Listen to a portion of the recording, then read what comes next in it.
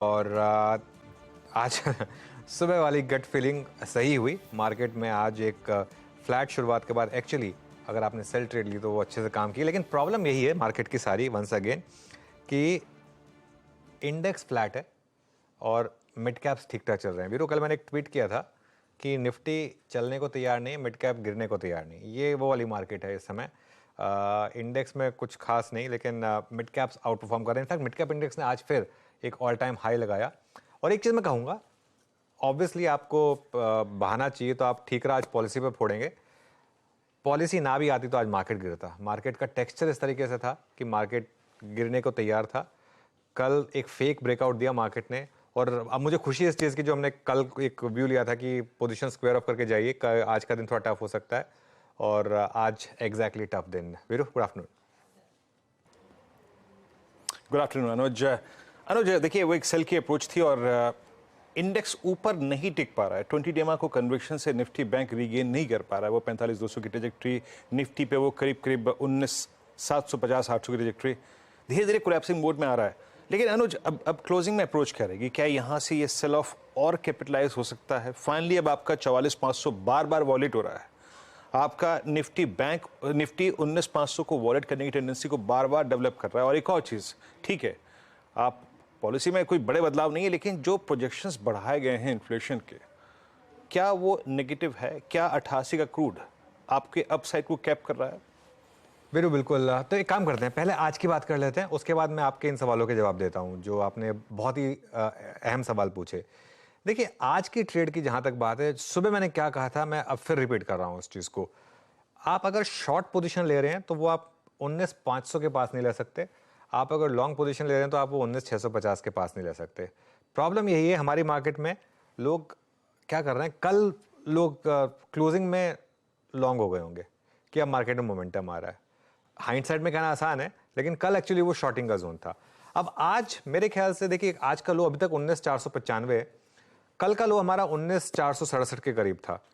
मुझे लग रहा हो सकता है कि एक्सपायरी की वजह से हम उसको ब्रीच कर दें, और पॉसिबल है कि एक बार के लिए 19,450 भी ब्रीच कर दें हम। ये पॉसिबल है मार्केट में। ठीक है, मार्केट का टेक्सचर वीक है अब इंडेक्स लेवल पर, और खासतौर से बैंक निफ्टी में तब हम सेल ऑन रैली पर हैं। लेकिन मैं एक चीज देख रहा था निफ्टी में, फॉर एग्जांपल देखिए आप किस तरीके की कॉल राइटिंग हुई है। अब मैं दो कॉल लेके आऊंगा, एक 19,600 की कॉल और एक 19,550 की कॉल। और अब तो खैर ये दोनों मेरे ख्याल से जीरो हो गई ऑलमोस्ट। 19,600 की कॉल में देखिए किस तरीके का ओपन इंटरेस्ट, 2.5 करोड़ का ओपन इंटरेस्ट, 3 रुपए रह गया, प्रीमियम जीरो हो गया। ये कॉल राइटर अब सेफ है, ये अब कवर कर लेगा, अब इसको कोई फर्क नहीं पड़ता, लास्ट के 3 रुपए नहीं लेगा। 19,550 कॉल राइटर भी मेरे ख्याल से 90-92% प्रीमियम गिर गया, और क्या लेगा, ये भी यहाँ कवर करेगा। 2.25 करोड़ शेयर्स के करीब ओपन इंटरेस्ट में हो गए हैं यहाँ पर। अब मामला आता है ये पुट्स, 19,550 का पुट और 19,500 का पुट, ये मेरे ख्याल से थोड़े हमने गलत फायर कर दिए। एक 19,550 का पुट लेकर आइए एक बजरा, और 19,500 का पुट लेकर आइए। ये दो पुट्स की वैल्यू है। तो 19,500 के पुट में जो लास्ट ओपन इंटरेस्ट बचा हुआ, जो अगर राइटर बचा हुआ है 19,500 के पुट में, हाँ ये 19,550 की पुट है। देखिए 41% जंप है अभी तक प्रीमियम में यहाँ पर ओपन इंटरेस्ट में, और प्रीमियम तो 200% जंप है। मेरी वरी है 19,500 की पुट। अब 19,500 की पुट लेकर आइए आप। 19,500 की पुट में इस समय ओपन इंटरेस्ट देखिए आप किस लेवल का है और क्या प्रीमियम है। हाँ ये देखिए 19,500 की पुट अब 20 रुपए पे है। ये 19,480 तक ठीक है ये पुट राइटर, उसके नीचे निकले तो मार्केट में फिर मुझे लग रहा है कि लास्ट की जो बची खुची सेलिंग है वो होगी। अब आइए बैंक निफ्टी पर। बैंक निफ्टी में हम कल के लो के नीचे ट्रेड कर रहे हैं। निफ्टी में हमने नहीं तोड़ा कल का लो, बैंक निफ्टी में हमने तोड़ दिया। और वहां पर आप देखिए इस समय मेरी नजर है 3 पुट्स पर, 44,500, 44,400 और 44,300, क्योंकि यहां पर आज काफी पुट राइटिंग हुई है। पॉलिसी के टाइम पे स्पेशली जब इनिशियली पॉजिटिव रिएक्शन आया था, यहां सबसे ज्यादा पुट राइटिंग हुई थी। 44,500 का पुट राइटर अभी ठीक ठाक पोजीशन में, कोई ज़्यादा पैनिक नहीं है। और 44,400 ये अगर लेवल्स टूटने लगे तो मेरे ख्याल से दिक्कत आएगी। लेकिन मैं फिर वही बात कह रहा हूं, जब तक मार्केट आपको साइन ना दे दे कि 19,450 पूरी तरीके से टूट गया है, तो ये जोन नहीं है फ्रेश शॉर्ट करने का। और जब तक मार्केट आपको इंडिकेशन ना दे दे 19,680 क्रॉस करने का, वो जोन नहीं है बाय करने का। अब मैं आता हूं आपके दूसरे सवाल पर, जो ज़्यादा ज़रूरी सवाल है। जो आरबीआई की पॉलिसी थी, हालांकि जैसा हम डिस्कस कर रहे थे, शायद पॉलिसी का इतना इंपैक्ट नहीं है, ग्लोबल क्यूज का और एक्सपायरी का ज़्यादा इंपैक्ट है। लेकिन वो जो 88 का क्रूड प्लस जिस तरीके की इन्फ्लेशन रही है, और जिस तरीके से आरबीआई ने शायद एक समय से पहले पॉज कर दिया, अब उस समय तो हमको लग रहा था कि मास्टर स्ट्रोक था, अब हमको लग रहा है कि शायद समय से पहले पॉज हो गया। ये अनफॉर्चुनेट होता है ये चीज़ें। उस समय आरबीआई ने जो सही लगा, आरबीआई ने वो डिसीजन लिया था। तो अब मुझे लग रहा है कि ये आरबीआई के पास एक कॉन्ड्रम है कि अब क्या करें, क्योंकि अब हाइक किया नहीं इन्होंने, अब अगली पॉलिसी तक आते आते आप इलेक्शन के बहुत करीब होंगे, उस समय आप ईएमआई महंगी नहीं कर सकते हैं स्टेट इलेक्शन से पहले। तो मुझे लग रहा है कि थोड़ा सा अब मार्केट का मामला फंस गया, इंडेक्स लेवल में मार्केट का मामला फंस गया कुछ टाइम के लिए वीरू। जी हाँ, इंडेक्स के प्रोस्पेक्टिव से अगर आप देखें तो मामला फंस गया है। कुछ इन्वर्स सिचुएशंस हमारे सामने आके बिल्कुल खड़ी हुई हैं, सब्जियां और साथ ही साथ सब्जियों के दाम और क्रूड।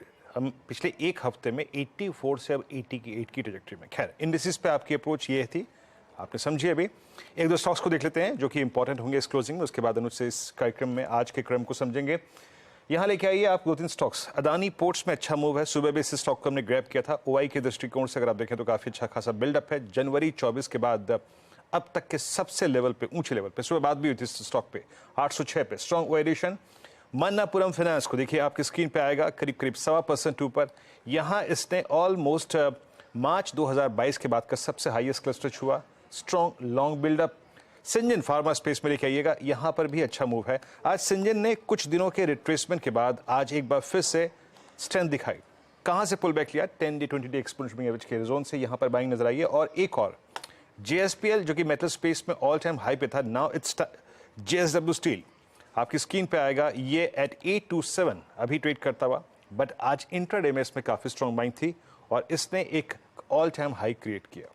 ये कुछ स्ट्रॉन्ग स्ट्रक्चर्स थे।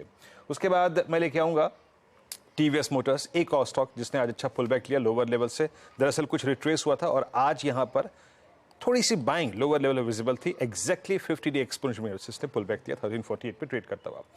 बैक फुट पे क्या है? That's Asian paints. जैसे कि हम क्रूड की चर्चा कर रहे थे, आज गजब की यहां पे शॉर्टिंग हुई है। पहले सुबह लॉन्ग अनवाइंडिंग हुई, आज का intraday high exactly 50 day exponential average था and now it's heading towards 100 day exponential average. और पिडलाइट जिसके नंबर्स भी आए और आपकी स्क्रीन पे मोटे तौर पे इसका सरोकार याद रखिएगा क्रूड से है तो आज ये भाव जो आपकी स्क्रीन पे आएगा पिडलाइट का, that's exactly 2523 200 day exponential average. तो अनुज, क्रूड का जो मूड है वो इस वक्त पिडलाइट बिगड़ गया है। 2530 पे सबसे स्ट्रॉन्ग स्ट्रक्चर जो आज एक महीने पहले था, अब 200 डे पे। अनुज, वीरू, क्रम क्या रहेगा आज? वीरू, पिछले 2 क्वार्टर में पिडलाइट के नंबर खराब रहे और खराब नंबर पे ये स्टॉक गिरा नहीं। इस बार नंबर अच्छे आए, ऑपरेशनली बहुत अच्छे नंबर आए और अच्छे नंबर पे स्टॉक गिर गया, क्योंकि पिछले 2 बार इसको क्रूड का सहारा था जब वो वीक नंबर्स पे। इस बार वो क्रूड उसकी टेलविंड बन गई, जैसा कि आपने ब्यूटीफुली कहा। लेकिन वीरू, एक चीज मैं कहूंगा, मार्केट में वैसे ऐसा मतलब पैनिक नहीं है। अगर आप देखें तो जो जैसे फॉर एग्जांपल सुबह सुबह हमने ट्रेंड स्पॉट किया था, ट्रेंड देखिए अभी भी डे हाई पर है, मैक्स फाइनेंशियल अभी भी डे हाई पर है। तो ऐसा नहीं है कि मार्केट में स्टॉक्स में कोई बहुत ज़्यादा पैनिक है। अब ट्रेंडिंग स्टॉक्स पर आते हैं, क्योंकि मार्केट डाउन है। आज गिरने वाले ट्रेंडिंग स्टॉक्स से पहले शुरुआत करेंगे। एशियन पेंट्स 2.5% नीचे, निफ्टी का टॉप लूजर। आईटीसी 1.5% नीचे, यूपीएल में गिरावट और अपोलो हॉस्पिटल्स ये भी करीब करीब 1.5% नीचे। एक और प्लेट है, क्योंकि आज ज़्यादा गिरने वाले स्टॉक्स नहीं, एफएनओ के स्टॉक्स। ग्रैनुअल्स 6%, महानगर गैस 4%, आईजीएल 3% और पिडलाइट जिसकी अभी भी चर्चा हुई अच्छे नंबर्स के बावजूद 3% नीचे। निफ्टी में चढ़ने वाले स्टॉक्स में अदानी पोर्ट्स और अदानी एंटरप्राइजेस, और एफएनओ में चढ़ने वाले स्टॉक्स में मैक्स फाइनेंशियल 10% ऊपर और ट्रेंड ये भी करीब करीब आज 6-6.5% ऊपर है। तो ये कुछ स्टॉक्स हैं जहाँ पर अच्छे खासे आपने सौदे देखे। चलिए अब आपको बताते हैं कमाई का अड्डा में हमारे साथ जो पैनल जुड़ने वाला है, फंडामेंटल राय देने के लिए आज हमारे साथ होंगे जेएम फाइनेंशियल के आशीष चतुर मोहता। टेक्निकल कॉल्स के जरिए आपकी कमाई कराने के लिए आज हमारे साथ होंगे प्रकाश काबा, मानस जायसवाल, शिल्पा राउत, रचना वैद्य और रुचित जैन। 2:20 पर बोर्ड रूम में ऊनो मिंडा के ग्रुप सीएफओ और सीईओ सुनील बोहरा जुड़ेंगे। 2:30 बजे जी सोनी मर्जर मामले पर एनसीएलटी के आने वाले फैसले पर डिटेल्स लेकर आएंगे यतिन मोहता। 2:40 पर होगा 4 का चौका। सस्ता ऑप्शन शिल्पा राउत से, मानस जायसवाल से लेंगे एफएनओ का सुपरस्टार। रचना वैद्य देंगी चार्ट का चमत्कार और मिड कैप फंडा आशीष चतुर मोहता से। 2:45 पर ओएनजीसी, ग्लेनमार्क, नौकरी यानी इन्फोएज, पीएफसी, सन टीवी और वोल्टास के Q1 नंबर्स, बहुत सारे नंबर्स हैं, उनका प्रीव्यू लेकर आएंगे सुमित। 2:50 पर मार्केट बिग वॉइसेस में आज हमारे साथ होंगे एक्सिस सिक्योरिटीज़ के सीईओ नवीन कुलकर्णी। 3 बजे यतिन बताएंगे डीलिंग रूम में किन शेयरों पर फोकस। 3:10 पर लेंगे BTST या STBT कॉल। तो शुरुआत करते हैं इस सिलसिले की और ट्रेड्स लेना शुरू करते हैं। आप सभी को गुड आफ्टरनून। गाबा सर, आपसे शुरुआत कर रहा हूं, बताइए इस समय की ट्रेड क्या होगी? बिल्कुल, good afternoon to you Anil ji. Stock जो मैंने चुना है इस वक्त वो है आइशर मोटर्स। इसमें बेस तो बढ़िया अच्छा बना और आज भी मूव ये ठीक ही नजर आता है। ट्रेड कर रहा है 3423 पर। बहुत टाइट स्टॉप लगाना पड़ेगा आइशर मोटर्स पर और वो होगा मेरे ख्याल से 3425 का, नहीं 3420 का स्टॉप लगाना चाहिए। टारगेट होगा 3475 Eicher Motors. Okay, Eicher Motors पर बेट लगाना है आपको। अच्छा, बाय द वे एक बार ड्रीम फोक्स वापस लेकर आइए। वो स्टॉक जो कल 20% के डाउन सर्किट पे था, आज फिर 13% नीचे। हमने कोशिश की, वैसे मैनेजमेंट से हमने रिक्वेस्ट की कि आप आइए और क्लैरिफाई करिए।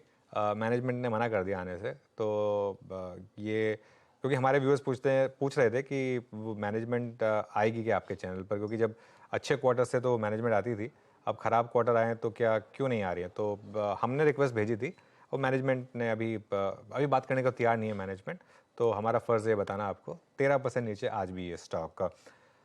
अच्छा, रचना वैद्य जुड़ी है हमारे साथ। Rachna ji, welcome back to Awaaz. Good afternoon, good to have you back. Thank you so much. Good to be back here. Rachna ji बताइए इस समय की ट्रेड आपकी। जी, इस समय की ट्रेड में मेरी तरफ से जो रहेगा वो शॉर्ट साइड पे कॉल रहेगा and that would be in the futures of axis bank. Market में हमें जैसे दिख रहा है कि मार्केट में काफी वीकनेस है और काफी दिनों से वीकनेस के रीजन में banks are a major reason. तो यहाँ पे एक्सिस बैंक के फ्यूचर्स का चार्ट अगर देखा जाए तो यहाँ पे फर्दर वीकनेस बनने के चांसेस नजर आ रहे हैं। तो इसके फ्यूचर्स को अगर हम शॉर्ट करेंगे विद स्टॉप लॉस अराउंड 954.5, तो यहाँ पे फर्दर डाउनसाइड हमें खुलती हुई नजर आ सकती है, जो इस स्टॉक को 938 एंड 934 की तरफ फ्यूचर्स पे लेके जा सकती है। गुड आफ्टरनून रचना जी, मेरी तरफ से भी वेलकम बैक। और अब एक बार फिर से आपकी कॉल्स समझने का और देखने का और सुनने का मौका मिलेगा। बहुत बहुत शुक्रिया फिर से एक बार कार्यक्रम में जुड़ने के लिए। मानस, गुड आफ्टरनून, आपका कॉल क्या रहेगा? Good afternoon Virendra ji. तो देखिए, रिलायंस इंडस्ट्रीज पे खरीदारी करनी है क्योंकि रिलायंस पे अब कहीं ना कहीं लग रहा है कि जो 2475 का एक बेस स्टॉक ने बना लिया है, फ्रेश ब्रेकआउट के लिए स्टॉक तैयार हो गया है। 22 मूविंग एवरेज के ऊपर ट्रेड कर रहा है। आज काफी बेहतर वॉल्यूम्स के साथ हमें बाइंग इंटरेस्ट देखने को मिला। तो करंट लेवल्स पे रिलायंस इंडस्ट्रीज में खरीदारी करनी है। 2519 2519 ये कैश लेवल्स है, वहां आपको स्टॉप लॉस लगाना है और 2595 के आपको टारगेट सेट करने हैं रिलायंस इंडस्ट्रीज में। ऑप्शन में ट्रेड लेना होगा तो 2560 वाला कॉल ऑप्शन जो 36 रुपए के आसपास ट्रेड हो रहा है, 36 के आसपास ट्रेड हो रहा है, तो वहां पर 24 रुपीज का स्टॉप लॉस लगाइए और 55 रुपीज के टारगेट सेट करिए। ओके, रिलायंस 2560 की कॉल ऑप्शन भी। और निफ्टी को एक एडवांटेज और निफ्टी बैंक की प्राइस परफॉर्मेंस के बीच में जो थोड़ा बहुत अंतर परसिस्ट करता है 0.25% का, वो डिफरेंस क्रिएट करके बैठा है रिलायंस आपकी स्क्रीन पे डी हाई पर कल के स्विंग हाई को क्रॉस कर चुका है। और ये क्योंकि कॉल रिलायंस पे है तो एक स्टैंडर्ड डिस्क्लेमर आपकी स्क्रीन पे आएगा। इस चैनल का स्वामित्व प्रबंधन रिलायंस इंडस्ट्रीज होल्ड करते हैं। प्लीज़ इस कॉल के साथ एक निजी राय जरूर सम्मिलित रखिएगा। शिल्पा जी, गुड आफ्टरनून, आपका ट्रेड क्या रहेगा? जी, मेरा अभी के लिए बाय रहेगा कैनफिन होम में। कैनफिन होम फ्यूचर्स अभी ट्रेड कर रहा है 755-56 पे, तो यहाँ पे 745 का एक स्टॉप लॉस लगाइए। टारगेट्स ऑफ 780 to 800 जोन्स में। इसको अगर ऑप्शंस के थ्रू ट्रेड करना है तो हमने इसको प्रभुदास लीलाधर में 800 का कॉल ऑप्शन रफली 14-15 रुपये इसी रेंज में दिया हुआ है। स्टॉप लॉस 10 का लगाइए और targets towards 21। Okay, Canfin Homes की कॉल लेनी है आपको। ये यहाँ पर अगस्त की 800 की कॉल, ये एक काफ़ी इंटरेस्टिंग ट्रेड यहाँ पर। आज मजबूत है स्टॉक 2.5%, 755 पर इस समय ये स्टॉक का। खैर, एक और स्टॉक जो मजबूत है वो है HDFC AMC। आप करीब 2600 के करीब ये स्टॉक इस समय। लेकिन सबसे मजबूत तो खैर मैक्स फाइनेंशियल ही है। और पेज इंडस्ट्रीज़ के नंबर्स आए हैं, 158 करोड़ का नेट प्रॉफिट आया है वर्सेस 207 करोड़। तो ईयर ऑन ईयर नंबर्स में डिक्लाइन है, क्वार्टर ऑन क्वार्टर इंप्रूवमेंट है। लेकिन अब पेज इंडस्ट्रीज़ गिरता नहीं है स्टॉक, चाहे जो जैसे मर्जी नंबर पेश करिए। तो लेकिन ये स्टॉक इस समय फोकस में। लेकिन निफ्टी का कंट्रीब्यूशन लेकर आइए। क्लियरली रिलायंस एक फाइट कर रहा है बुल्स के लिए, और ये जो 19500 से सीधा 19555 का जंप आया, इसमें पूरा का पूरा कंट्रीब्यूशन रिलायंस का। और वंस अगेन देखिए 19500 पे शॉर्ट नहीं कर सकते थे आप, वहाँ से एक रिकवरी आ गई मार्केट में 19555 पर, और बैंक निफ्टी भी अब 44500 के ऊपर थोड़ी स्टेबिलिटी दिखा रहा है। कुछ और स्टॉक्स देख लेते हैं जहाँ पर इस समय आपको अच्छे खासे मूव्स देखने को मिल रहे हैं। उसमें टाइटन अब डे हाई पर आ गया, टाइटन में अच्छा मूव है, और उसके अलावा बजाज फाइनेंस, ये दो स्टॉक्स हैं जहाँ पर अच्छे मूव्स आपको देखने को मिलेंगे इस समय। और कैनफिन होम्स से खैर अभी स्पॉट हुआ ही, लेकिन पेज इंडस्ट्रीज़ में भी अच्छे मूव्स इस समय। अब करीब 1.25% ऊपर नंबर्स के बाद पेज इंडस्ट्रीज़। कोई व्यू पेज इंडस्ट्रीज़ पर, मानस? देखिए, अगर हम ट्रेंड की बात करें तो ट्रेंड तो पॉजिटिव है पेज इंडस्ट्रीज का, क्योंकि मेरे ख्याल से 36,000 के आसपास बॉटम बना था, उसके बाद हायर टॉप्स हायर बॉटम बन रहे थे। अभी करीब 4-5 दिनों से 100 डे मूविंग एवरेज के ऊपर ट्रेड कर रहा था, और आज के पैटर्न को देख के लग रहा है कि 200 डे मूविंग एवरेज की तरफ जाने की कोशिश करेगा स्टॉक, जो कि मेरे ख्याल से 40,200 के आसपास है। तो अभी भी है, करंट लेवल से भी करीब 600-700 पॉइंट की तेजी आपको देखने को मिल सकती है। एक पोजिशन ट्रेड करंट लेवल्स पे भी लेना चाहिए। आई थिंक करंट लेवल्स पे खरीदारी कर रहे हैं तो 38,800 के आपको स्टॉप लॉस लगाने हैं, और टारगेट 40,200 के सेट करने हैं। ओके, पेज इंडस्ट्रीज आपके स्क्रीन पे 39,431 पे डे हाई की ट्रेजेक्टरी मार्केट ट्रेड कर रहा है। और प्रकाश सर, आपका HDFC AMC, हालांकि इस बात का जिक्र सुबह अनुज ने भी किया था, बट HDFC AMC का जो पुल बैक है वो सीरियस हो गया है। ये अपनी दिसंबर 2021 से लेकर अब तक की पूरी ट्रेजेक्टरी काट रहा है सर, और टिपिकल फ्लैग का ब्रेकआउट 2581 पे, क्या इस क्लोजिंग में से खेल सकते हैं सर? बिल्कुल लेना चाहिए। HDFC AMC को स्लाइटली लॉन्गर टर्म चार्ट देखें तो मुझे बढ़िया लगता है। देखिए, ट्रेड करा है 2577 पर, मुझे लगता है ये 2800 की तरफ जा रहा है। मैटर ऑफ टाइम, वक्त लग सकता है, इसलिए स्टॉक थोड़ा डीप होगा, करीब 2520 का या सो। मेरे ख्याल से अप मूव मिलना चाहिए, डिप्स मिलती रहेंगी, इसमें साइडवेज मूव मिलते रहेंगे, लेकिन इस स्टॉक में स्ट्रेंथ है HDFC AMC। HDFC AMC में थोड़ी स्ट्रेंथ है 2582 पर, और प्रकाश सर के मुताबिक ये 2800 की रेंज तक जा सकता है। और कुछ काउंटर्स लेके आइए जो कि अच्छा करे। देखिए, रिलायंस का जिक्र हो गया, यहाँ पे पेज इंडस्ट्रीज का जिक्र हो गया, HDFC AMC का जिक्र हो गया। अब आप एक बार फिर से लेके आइए अदानी पोर्ट्स, जैसे कि मैं भी कह रहा था कुछ देर पहले कि इसमें जरा OI एडिशंस को देखिए आप। आज सुबह बात अदानी इंटरप्राइजेस पे भी हुई थी, लेकिन पोर्ट्स, जो कि कल अनुज ने मेरे ख्याल से शामिल भी किया था बिग स्टॉक्स में, और अच्छा करता हुआ 805 के स्तर पे। शिल्पा जी, अदानी पोर्ट्स पे आपकी राय क्या है? 10 जनवरी 2023 के बाद, यानी एक मेगा सप्लाई जोन जो वो ब्रेकडाउन था, हिस्टोरिकल ब्रेकडाउन इस स्टॉक में, उसको रीगेन कर लिया है आपने। बहुत बड़ी जो एक सप्लाई आ सकती थी इस पॉइंट पे, उसका खतरा अभी फॉर द टाइमिंग टल गया है। आपका व्यू क्या कहता है मीडियम टर्म पर्सपेक्टिव से अदानी पोर्ट्स पे? जी वीरेंद्र जी, यहाँ पे अगर देखेंगे तो 820 का तो रेजिस्टेंस बिल्टअप है ऑप्शन चेन में, लेकिन सपोर्ट 780 पे भी है, तो यहाँ पे रिस्क रिवॉर्ड डेफिनेटली फेवरेबल है। यहाँ पे आप एक 780 के स्टॉप लॉस से आप इसमें लॉन्ग जा सकते हैं। टारगेट्स आपको वापस 880 900 तक मिलेंगे, लेकिन थोड़ा पोजिशनल रहेगा, वेट करना पड़ेगा। तो बाय ऑन डिक्लाइन टिल 780 तो मैं बोलूँगी तो और भी ज़्यादा बेटर है, बिकॉज यहाँ पे रिस्क रिवॉर्ड फेवरेबल है, और जो जैसा आपने बोला वो सप्लाई जोन को उसने एब्जॉर्ब किया हुआ है, कुछ ज़्यादा अभी तक यहाँ पे गिरावट आया नहीं और वापस, तो यहाँ पे लॉन्ग डेफिनेटली बनता है। ओके, लॉन्ग डेफिनेटली बन रहा। चलिए अब एक काम करते हैं, एक मैनेजमेंट से बात करते हैं। पहली तिमाही में auto ancillary company Uno Minda के नंबर्स अच्छे रहे हैं। कंपनी की कंसोलिडेटेड रेवेन्यू में 21% की बढ़त रही है, साथ ही मुनाफे में 20% की ग्रोथ रही है। कंपनी के मार्जिन्स में भी सुधार हुआ है। इस बार के नंबर्स और आगे के आउटलुक पर चर्चा करने के लिए हमारे साथ जुड़े हैं कंपनी के ग्रुप CFO और CEO सुनील बोरा। Sunil ji, good afternoon. और नंबर्स अच्छे रहे आपके, मैं देख रहा था। यहाँ से आगे आउटलुक क्या है, क्योंकि इस बार तो आपकी काफ़ी टॉप डाउन एक अच्छे नंबर्स रहे। रेवेन्यू भी आपका 20-21% बढ़ा, EBITDA भी 24% बढ़ा, मार्जिन्स भी स्टेबल रहे और प्रॉफिट भी काफ़ी स्टेबल रहा। क्या यही कंटिन्यू करेगा आगे भी?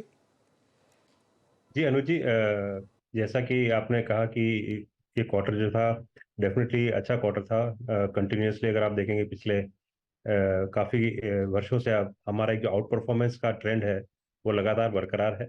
हम हमेशा निरंतर यही प्रयास करते हैं कि इंडस्ट्री जो भी ग्रो करे हम उससे 1.5x कम से कम ग्रो करें, और medium to long term. But अगर शॉर्ट टर्म देखेंगे तो हमने उससे काफ़ी अच्छा किया है। जहाँ तक आप इस फर्स्ट क्वार्टर की बात करेंगे तो इंडस्ट्री वॉल्यूम्स जो है वो 2% से बढ़े हैं, जबकि हमारा टॉप लाइन जो है वो करीब 21% से बढ़ा है। सो डेफिनेटली एक बहुत बड़ी आउट परफॉर्मेंस है। और अगर ये है वॉल्यूम जो हम इंडस्ट्री के हम पॉजिटिव की तरफ देख रहे हैं, अगर ये मोमेंटम कंटिन्यू रहता है तो डेफिनेटली हमारा निरंतर प्रयास ये रहेगा कि हम इस रिजल्ट को डेफिनेटली आगे भी कंटिन्यूसली डिलीवर करते रहे। देख रहा था कि जो आपके टू व्हीलर ईवीज की सेल्स हैं वो 12% हैं और पिछले क्वार्टर में 8% था। तो ये जी। कितना हो जाएगा FY24 के एंड तक? और अगर एक आप हमको समझा सकें कि क्या ये सेम मार्जिन पे काम होता है या फिर इनके मार्जिन आपके लिए थोड़े हाई होते हैं या थोड़े लो होते हैं कंपैरेटिवली? जी। सो पहला आपने पूछा कि 2024-25 में क्या ये कितना रहेगा। So definitely quarter on quarter हमने डेफिनेटली एक अच्छा सा मोमेंटम बिल्ड किया है। हमारे जो एग्जिस्टिंग प्रोडक्ट थे वो ईवी एग्नोस्टिक थे, वो उनका एप्लीकेशन आईसी में भी था और ईवी में भी था। और उसके ऊपर से हमने जो ईवी प्रोडक्ट्स का जो पोर्टफोलियो तैयार किया है पिछले 3-4 वर्षों में, उसका हम देख रहे हैं कि जो रिजल्ट आ रहा है वो आपके सामने है। पिछले क्वार्टर में हमारा पेनिट्रेशन ईवी में 8% था, जबकि वॉल्यूम 4 थे। वॉल्यूम अभी इंडस्ट्री के 4 से 4.5 हुआ, लेकिन हमारा जो शेयर है वो 8 से 12 हुआ है in the two wheeler segment. So हमें उम्मीद है कि आगे जाकर यह मोमेंटम जो है कंटिन्यूस रहेगा और ये वॉल्यूम और बिल्ड होगा। बिकॉज अभी इस क्वार्टर में हमारा जो प्लान है कि जो टू व्हीलर के हमारे ईवी के 2 नए प्लांट है, जो कि एक फ्रीवो जेवी के साथ है और एक बुलर मोटर ईवी मोटर का जेवी प्लांट है, ये दोनों का हम इस क्वार्टर में कमीशनिंग का प्लान है। सो डेफिनेटली इससे आगे जाके और प्लस बेनिफिट होगा। सो ओवरऑल ये कह पाना मुश्किल होगा कि FY25 में कितना होगा, बट जो हमारा अभी निरंतर प्रयास है कि किस तरह से हम ईवी को कैपिटलाइज करें, सो उस पर हम डेफिनेटली पॉजिटिव मूव में है। दूसरा, अगर हम किट वैल्यू की बात करते हैं तो हमारा ईवी का kit value EV specific component का करीब 30 से 35 हज़ार रुपये ऑलरेडी है, और जो कि आईसी इंजन का करीब 10,000 था। तो ऑलरेडी ईवी का जो शेयर है हमारा रफली वॉल्यूम और किट वैल्यू 3x है। बट जैसा कि हम जानते हैं कि जो आईसी मार्केट है वो एक दशक से 100 वर्षों से भी पुराना मार्केट है। तो मार्केट में कई प्रैक्टिसेस है, कई ट्रेडिशन है जो स्टेबलाइज्ड है। जबकि ईवी की हम बात करें तो अभी काफी कुछ इंपोर्ट भी हो रहा है, काफी इंडस्ट्री में भी एक स्टेबलाइजेशन आने की उम्मीद है कि क्या प्रोडक्ट जो है वो इन हाउस बनाएंगे ओईएम, क्या जो हम जैसे टीयर वंस को आउटसोर्स होगा। तो दिस ऑल्सो डेफिनेटली एक चेंजिंग लैंडस्केप है। सो हमारा निरंतर प्रयास यही रहेगा कि वॉट एवर बिजनेस एक मार्केट में अवेलेबल है, हम उसका एक लाइन शेयर हासिल कर पाए। ओके सुनील जी, अब मैं आता हूँ कुछ और सेगमेंट्स पे, स्पेशली 2 सेगमेंट्स में जो नजर आ रहे हैं, जो automotive lighting and alloy wheel segment. Sir, ये ऑटोमोटिव लाइटिंग में टोटल कितना कंट्रीब्यूशन रहा है इस सेगमेंट का आपके टोटल रेवेन्यू में, और अगले 1-2 क्वार्टर्स में सर इसमें कितनी ग्रोथ देख रहे हैं आप? और कुछ बड़े ऑर्डर्स इसी में आप लोगों ने इस बार इस क्वार्टर में रीगेन किए मिले हैं आपको? जी। सो जहाँ तक ऑटोमोटिव लाइटिंग सेगमेंट की बात अगर हम करें तो हमारा जो टोटल रेवेन्यू है उसमें उसका शेयर करीब 23-24% है। और अगर एब्सोल्यूट टर्म की बात करें तो लास्ट Q1 हमारा करीब 580 करोड़ का लाइटिंग का रेवेन्यू था, जो कि इस क्वार्टर में करीब 710 करोड़ का है। तो डेफिनेटली एक ऑलमोस्ट 20-22% का जो ग्रोथ है वो आपको लाइटिंग सेगमेंट में दिखेगा, जो कि आगे जाके हमको उम्मीद है कि ये जो नंबर्स और तेजी से बढ़ेंगे। रीजन बीइंग जो 4 व्हीलर लाइटिंग सेगमेंट है उसमें हमारा एक जो नया प्लांट था गुजरात में, वो जस्ट अभी इसी क्वार्टर में कमीशन हुआ है।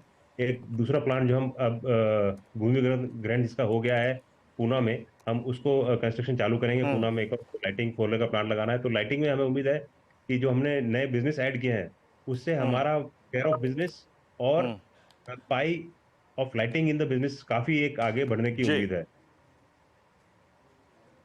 ओके अच्छा सर, ये जो अलॉय व्हील सेगमेंट है ये कितना टोटल कंट्रीब्यूट कर रहा है थोड़ा सा, और यहाँ क्या ग्रोथ दिख रहा है? और एक और चीज़ सर, अलॉय व्हील सेगमेंट में चाइनीज़ प्रोडक्ट का और बाहरी प्रोडक्ट्स का बहुत, अगर आप देखें, कंट्रीब्यूशन है। मैं दिल्ली एनसीआर के मार्केट पे तो मैंने देखा है कम से कम इसको बहुत नज़दीकी से। अब जो ब्रांडेड एक्सेप्टेबिलिटी है वो कितनी बड़ी है अलॉय व्हील्स में? क्योंकि गाड़ियों में पहले सिर्फ टॉप मॉडल्स में या फिर उससे एक नीचे के मॉडल में आता था, लेकिन अब आदमी खुद सोचता है कि मैं अपने बेस मॉडल में भी अलॉय व्हील लगवाता हूँ। तो वो मार्केट है कैसा कर रहा है आपके लिए इस वक्त? No definitely. So alloy wheel market में हम शुरू से काफी बुलिश रहे हैं। हमने 4 व्हीलर अलॉय व्हील की अगर स्पेसिफिकली बात करूं, हमने जब एंटर किया था करीब 6-7 वर्षों पहले, तब एप्लीकेशन रेशियो जो होता था steel wheel versus alloy wheel, वो होता था करीब 13-14% के आसपास, जो कि अभी बढ़ के हो गया है करीब 45%। और जहां तक हम ग्लोबल अगर बात करें तो ये करीब 95 से कई जगह 100% भी आपको स्टील शायद मिलेगा भी नहीं। सो ये एक जो प्रीमियमाइजेशन ट्रेंड है वो एक लगातार अगले 5 से 10 वर्षों तक हमें उम्मीद है कि लगातार बना रहेगा। और जो अलॉय व्हील बिजनेस में ग्रोथ है वो ग्रोथ इंडस्ट्री ग्रोथ से काफी ज्यादा होगी। सपोज अगर जो हम बेस मॉडल पे काम कर रहे हैं तो अलॉय व्हील बिजनेस अभी जैसा आपने पहले पूछा था कितना शेयर है, करीब हमारे रेवेन्यू में कास्टिंग का 20% शेयर है जो कि कंटिन्यूस बढ़ रहा है। तो आगे आने वाले वर्षों में हमें उम्मीद है कि अलॉय व्हील का जो बिजनेस है वो आज जहां है उससे करीब 4 गुना हो सकता है इन लाइक 7 to 10 ईयर्स। तो अगर इंडस्ट्री वॉल्यूम्स अगर डबल होते हैं और एप्लीकेशन रेशियो भी डबल होता है तो it's like 4 times factor.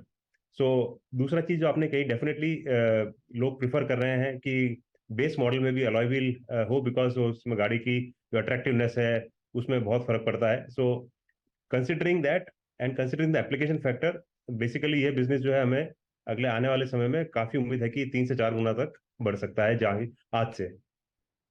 Okay Sunil ji, बहुत बहुत शुक्रिया आज हमारे साथ जुड़ने के लिए, बात करने के लिए। Uno Minda, all the best आपको अगले क्वार्टर्स के लिए। धन्यवाद।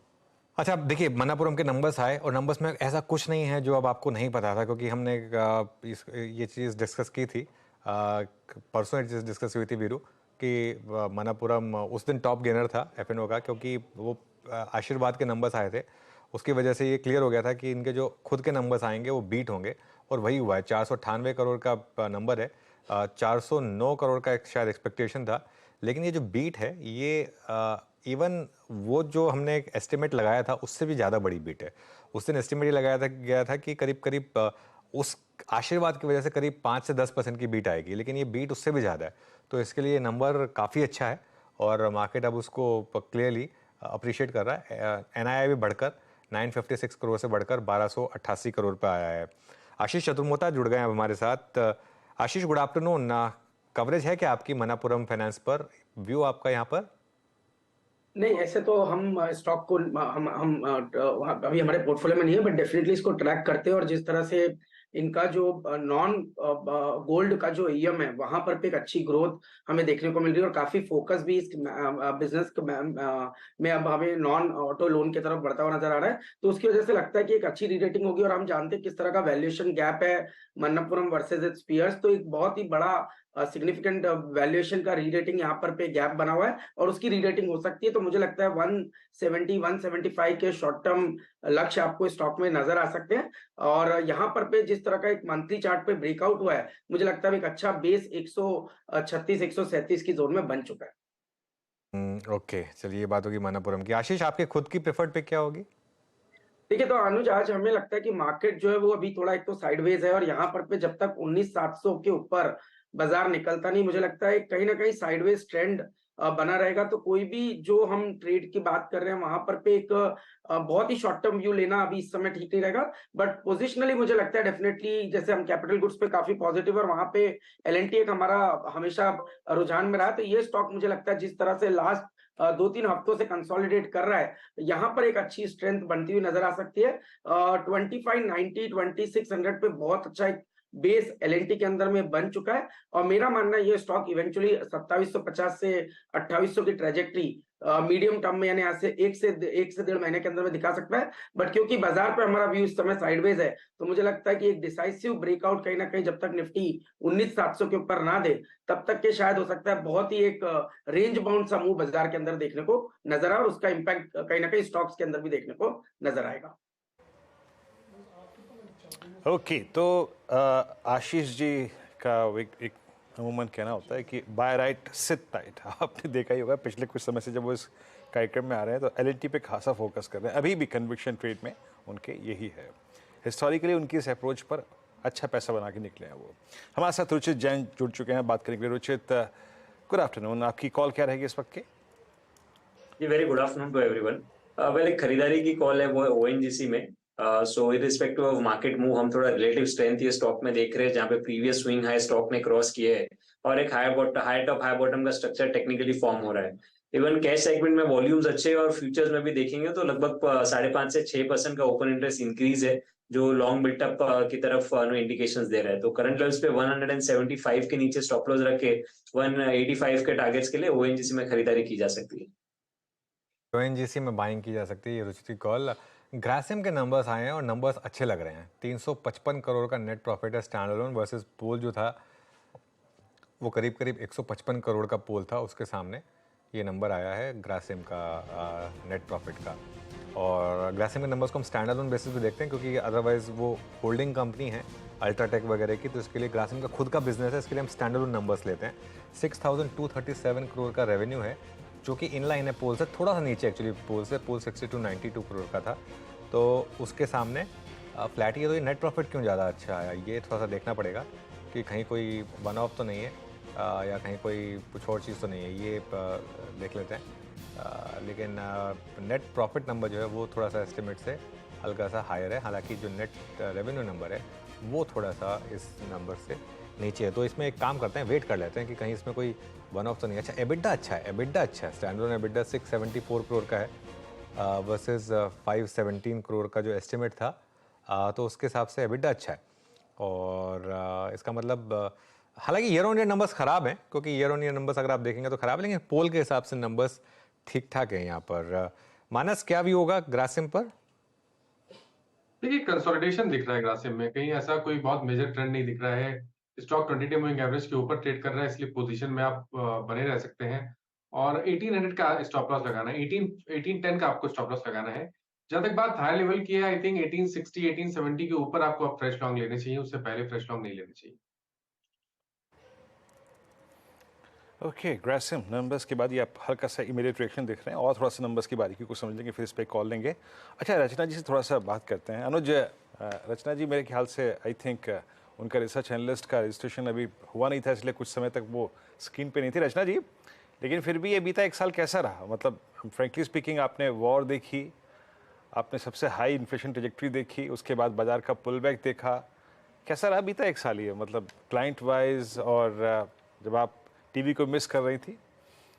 डेफिनेटली टीवी को बहुत मिस किया, एंड आप सब लोगों से रोज का chit chat and connection definitely miss किया। एंड यस, मार्केट ने हमें बहुत सारे अलग अलग अपने रूप दिखाए, and as it is market हर साल ही कुछ ना कुछ नया सिखाता रहता है, सबको ही सिखाता रहता है, no matter how many years of experience you might have. So that is the thing जो इस साल भी हुई। नई नई चीजें मार्केट अपने सामने थ्रो करता रहा और हम उसको कैच करने की कोशिश करते रहे, यूं ही चलते रहे और कारवां बनता गया। बिल्कुल। अच्छा, एक काम करते हैं, एक बार ज़रा कुछ और स्टॉक्स की भी बात कर लेते हैं। एक बार MCX लेकर आइए। एक बार MCX में एकदम से एक डिक्लाइन आया, करीब करीब 2-2.5% का मूव यहाँ पर MCX में इस समय आया। वो स्टॉक अब थोड़ा सा नीचे आया।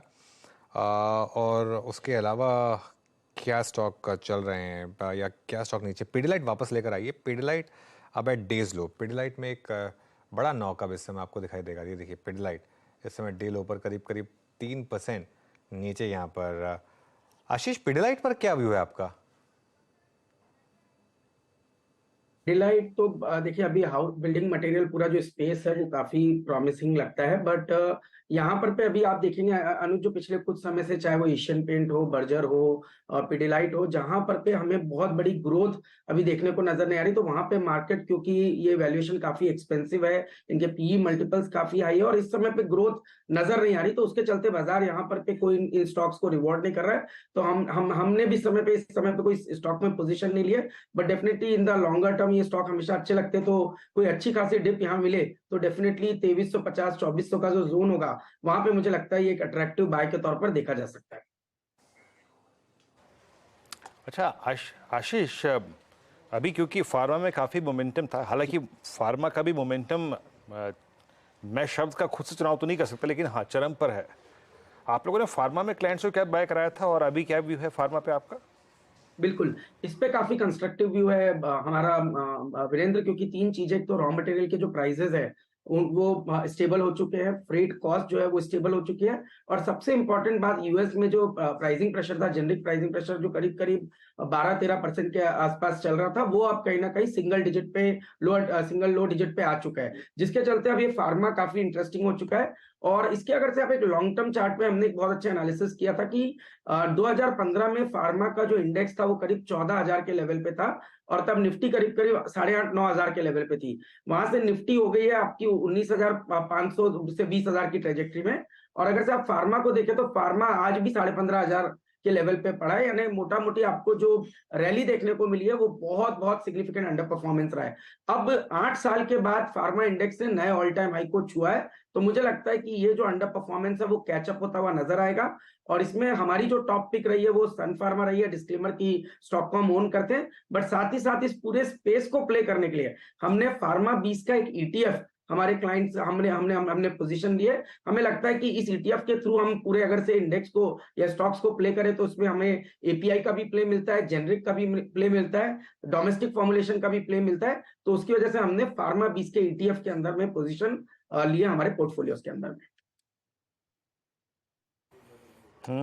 फार्मा स्पेस पे आपकी राय है, और फार्मा ईटीएफ के बारे में तो खैर आपने पहले भी बात की थी। और इस बीच लेके आइए आप एक stock, that's HDFC bank. Anuj, post earnings SBI थोड़ा पंचर हुआ था, लेकिन उसके बाद इसने अपने आप को रीबिल्ड किया, बट एचडीएफसी बैंक का स्ट्रक्चर अब थोड़ा सा परेशान कर रहा है। 1634, दैट मीन्स रीसेंट टाइम्स का ये चौथा या पांचवा स्विंग है टुवर्ड्स या फिर बिलो 100 डेमा। क्या ये टेंडेंसी शो कर रहा है? पॉसिबिलिटी है इसमें एक बार इसमें भी 100-200 डेमा लगी जाए 1610? बिल्कुल। अच्छा वीरू, मैं आ रहा हूँ उसके ऊपर एक बार जरा, लेकिन हमारे सिस्टर चैनल CNBC TV 18 पर ये न्यूज़ आ गई है कि NCLT ने जी और सोनी के मर्जर को अप्रूव कर दिया है। तो वो एक्सपेक्टेड था, देखिए ऐसा मतलब कॉम्बिनेशन बन रहे थे कि वो जो मर्जर है वो अप्रूव हो जाएगा।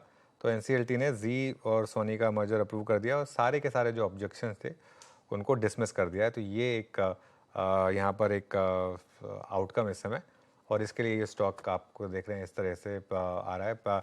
मैं टीम को बोलता हूँ प्लीज़ इसको फ्लैश करें, ये इंपॉर्टेंट न्यूज़ है। जी सोनी मर्जर जो है ये काफ़ी टाइम से अवेटेड था कि ये न्यूज़ आना था, और इसका अप्रूवल आ गया है।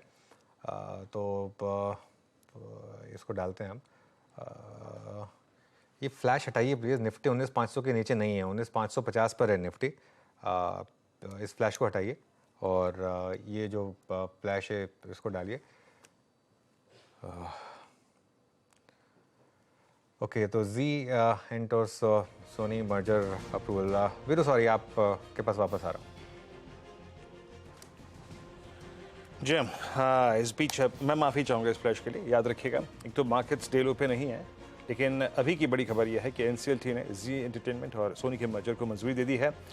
और ये जैसे कि अनुज ने कहा, ये मोर और लेस सुबह इस बात की कयास था बाजार को। अनुज ने भी सुबह अपनी मॉर्निंग कमेंट्री में इस बात की टिप्पणी की ही थी। आशीष, अब आपकी राय क्या बनती है यहाँ पर? एक सेकंड थॉट में लेना चाहूँगा। फाइनली अब जी थोड़ा सा डे हाई की ट्रैजेक्टरी में आता हुआ, आपका व्यू फाइनली इस अप्रूवल के बाद NCLT के? बिल्कुल, तो एक बहुत बड़ा ओवरहैंग था वीरेंद्र, और ये अब जाने के बाद मुझे लगता है एक री रेटिंग यहाँ होगी। और दूसरी बात देखिए, वैल्यूएशन की कंफर्ट तो हमेशा स्टॉक पे थी, बट इस तरह ये जो ओवरहैंग बना था उसके चलते हमने देखा था कि बहुत ही लंबे समय से स्टॉक में पिटाई चल रही थी। अब आज आप देखिए, जैसे ही न्यूज आई उसके बाद वॉल्यूम्स का जबरदस्त आना शुरू हो चुके हैं। ऑलमोस्ट 5 करोड़ शेयर आज के सत्र में स्टॉक में ट्रेड हुए हैं। और वीकली और मंथली चार्ट को देखते हुए मुझे लगता है 275-280 की जो ट्रैजेक्टरी है वो जल्दी जी के स्टॉक में देखने को नजर आएगी। तो एक अच्छा ब्रेकआउट है और बड़ा ओवरहैंग था, जो जाने के बाद मुझे लगता है एक अच्छा खासा इंटरेस्ट इन्वेस्टर्स का, मीडियम टर्म इन्वेस्टर्स का इस स्टॉक के अंदर बनना शुरू हो जाएगा। अब जी इस समय करीब करीब 8% ऊपर अब, और कल नंबर्स जी के आए थे, नंबर्स को इतने अच्छे नहीं थे, फिर भी स्टॉक गिरा नहीं था क्योंकि ये एक्सपेक्टेड था कि आज ये आउटकम आ जाएगा। अब इसमें नेक्स्ट क्या होगा, क्योंकि मेरे ख्याल से अब सारी अड़चनें पूरी हो चुकी हैं। बस एक जो मामला रह गया था कि वो पुनीत गोयनका और सुभाष चंद्र गोयनका उनका क्या, क्योंकि वो मामला वापस सेबी में गया था, सैट ने कोई स्टे नहीं दिया था, वो मामला वापस सेबी में गया था। तो क्या देखिए, उस दिन भी हमने एक व्यू ये लिया था कि क्या अब मार्केट ये मान के चल रहा है कि एक तरफ तो ये मर्जर हो जाएगा और दूसरी तरफ एक लेगेसी या एक जो बैगेज था, बैगेज का वर्ड टर्म मैं इसलिए यूज़ कर रहा हूँ क्योंकि ये मार्केट के हिसाब से बैगेज था। पुनीत गोयनका का और जो पुराने प्रमोटर हैं उनका, कि अगर वो भी ना रहे प्लस साइड बाय साइड ये सोने की कंपनी बन जाए, एक एमएनसी कंपनी बन जाए, तो फाइनली क्या इसको एक एमएनसी का प्रीमियम वैल्यूएशन मिलेगा? ये क्या एक कारण हो सकता है? यतिन भी जुड़ गए हैं हमारे साथ स्टूडियो में। यतिन, तो मार्केट का इस समय लगता है वही थीसिस चल रहा है। बिल्कुल बिल्कुल। और देखिए अभी अनुज जी ये जो स्टेप्स हैं उसको समझ लेते हैं। ये एनसीएलटी में तो अप्रूव हो गया, सारे जो ऑब्जेक्शन है वो एनसीएलटी ने डिसमिस कर दी। अब अगला स्टेप ये है कि ये एनसीएलटी का ऑर्डर स्टॉक एक्सचेंजेस में और रेगुलेटर को जाएगा फर्दर अप्रूवल्स के लिए, जिसके बाद जी का शेयर डीलिस्ट होगा, सोनी इस पर्टिकुलर डीलिस्टेड एंटिटी में मर्ज होगी और एक नई एंटिटी क्रिएट होगी जिसमें ब्रॉडली आप ऐसे समझ लीजिए 55% सोनी की हिस्सेदारी होगी और जी के प्रमोटर्स की होल्डिंग होगी और बैलेंस जो 40-45% है वो जी के शेयर होल्डर्स की होल्डिंग होगी। तो ये ब्रॉडली ये जो मर्जर कॉन्टूर्स हैं। ऑब्वियसली जैसे कि आप बता रहे थे कि अब पुनीत गोयनका की जो पोजीशन है उस पे क्या होगा, क्योंकि सेबी ने रोक लगाई है, कोई भी लिस्टेड एंटिटी के वो डायरेक्टर नहीं हो सकते। तो उसके ऊपर एनसीएलटी के ऑर्डर में क्या डिटेल्स हैं वो अभी भी अवेटेड हैं। वो एनसीएलटी कैसे लेती है ये भी अपने को देखना होगा, क्योंकि मामला जो है सैट में चला गया है, वहां कोई रिलीफ नहीं मिली है। तो ये एक पोर्शन होगा। और तीसरा जो सबसे इंपॉर्टेंट फंक्शन होगा वो होगा सोनी का फंड इन्फ्यूजन, क्योंकि जो मर्ज्ड एंटिटी है उसमें सोनी पैसे लगाने वाली है और मर्जर के बाद लगभग $1.5 बिलियन का कैश अनुमानित है कि $1.5 बिलियन का कैश मर्ज्ड एंटिटी में होगा। तो लगभग 10-12 हज़ार करोड़ रुपए का जो कंसोलिडेटेड कैश है, इससे आगे कंपनी अपने ग्रोथ प्लान्स बनाएगी। क्लियरली एक गेम चेंजर है जी के लिए और उनके प्रमोटर्स के लिए, क्योंकि ये मच अवेटेड जो हैंगओवर था या ओवरहैंग था इस पूरे के पूरे मामले में, वो अब एनसीएलटी ने दूर कर दिया है और शेयर होल्डर्स, एक्सचेंजेस, रेगुलेटर्स और अब एनसीएलटी का अप्रूवल आने के बाद अब ये मर्जर एक रियलिटी बनने वाली है। बिल्कुल यतिन, बिल्कुल ऑलमोस्ट टेम्परेरी फ्रीज पर अब इस समय स्टॉक 10% के करीब ऊपर। Gaba sir, too late to buy now या क्या भी होगा यहाँ पर? वेल सॉरी, मैंने ध्यान नहीं दिया। जी एंटरटेनमेंट का जो चार्ट है तो बढ़िया, और बहुत सुबह को एक बाय सिग्नल जनरेट कर रहा था, लेकिन कॉन्फिडेंट नहीं था क्योंकि बहुत नैरो चल रहा था। लेकिन आज अपमूव है, 263 पे ट्रेड कर रहा है। ले सकते हैं, लेकिन उसका टारगेट थोड़ा 300 के करीब होगा, लेकिन उससे वक्त लगेगा। स्टॉप भी 245 होगा, तो स्टॉप डीप होगा, साइडवेज मूव मिल सकता है इसमें, लेकिन yes it's a buy Zee entertainment. Yatin, मैं एग्जैक्टली आपसे पूछना ये चाह रहा था कि लाइकली टू बी, अब पुनीत गोयनका, जैसे कि अनुज ने अपनी अभी इस शुरुआती डिस्क्रिप्शन में कहा भी, क्योंकि पुनीत गोयनका ये खुद कह चुके हैं वेदर आई विल स्टे और not but the deal will go. तो क्योंकि डील स्ट्रक्चर में उन्हीं को ये पद था, मतलब अब डील स्ट्रक्चर चेंज होगा लाइकली टू बी, अगर उनको अप्रूवल नहीं मिलता, गोहर नहीं मिलता पुनीत गोयनका को। तो देखिए वीरू, करंट स्ट्रक्चर में तो उनको अप्रूवल मिल ही नहीं सकता, क्योंकि रेगुलेटर ने ही रोक लगाई है। अनलेस ये जो प्रोसीडिंग्स होती हैं सैट में उसमें कहीं ना कहीं रिलीफ मिल जाए, लेकिन एज ऑफ नाउ ये स्ट्रक्चर में उनके लिए कोई प्रावधान नहीं। इनफैक्ट कोर्ट में उन्होंने एनसीएलटी के कोर्ट रूम में ये भी कहा था कि ये दो कंपनीज का मर्जर है, इसको इंडिविजुअल तरीके से ना देखा जाए।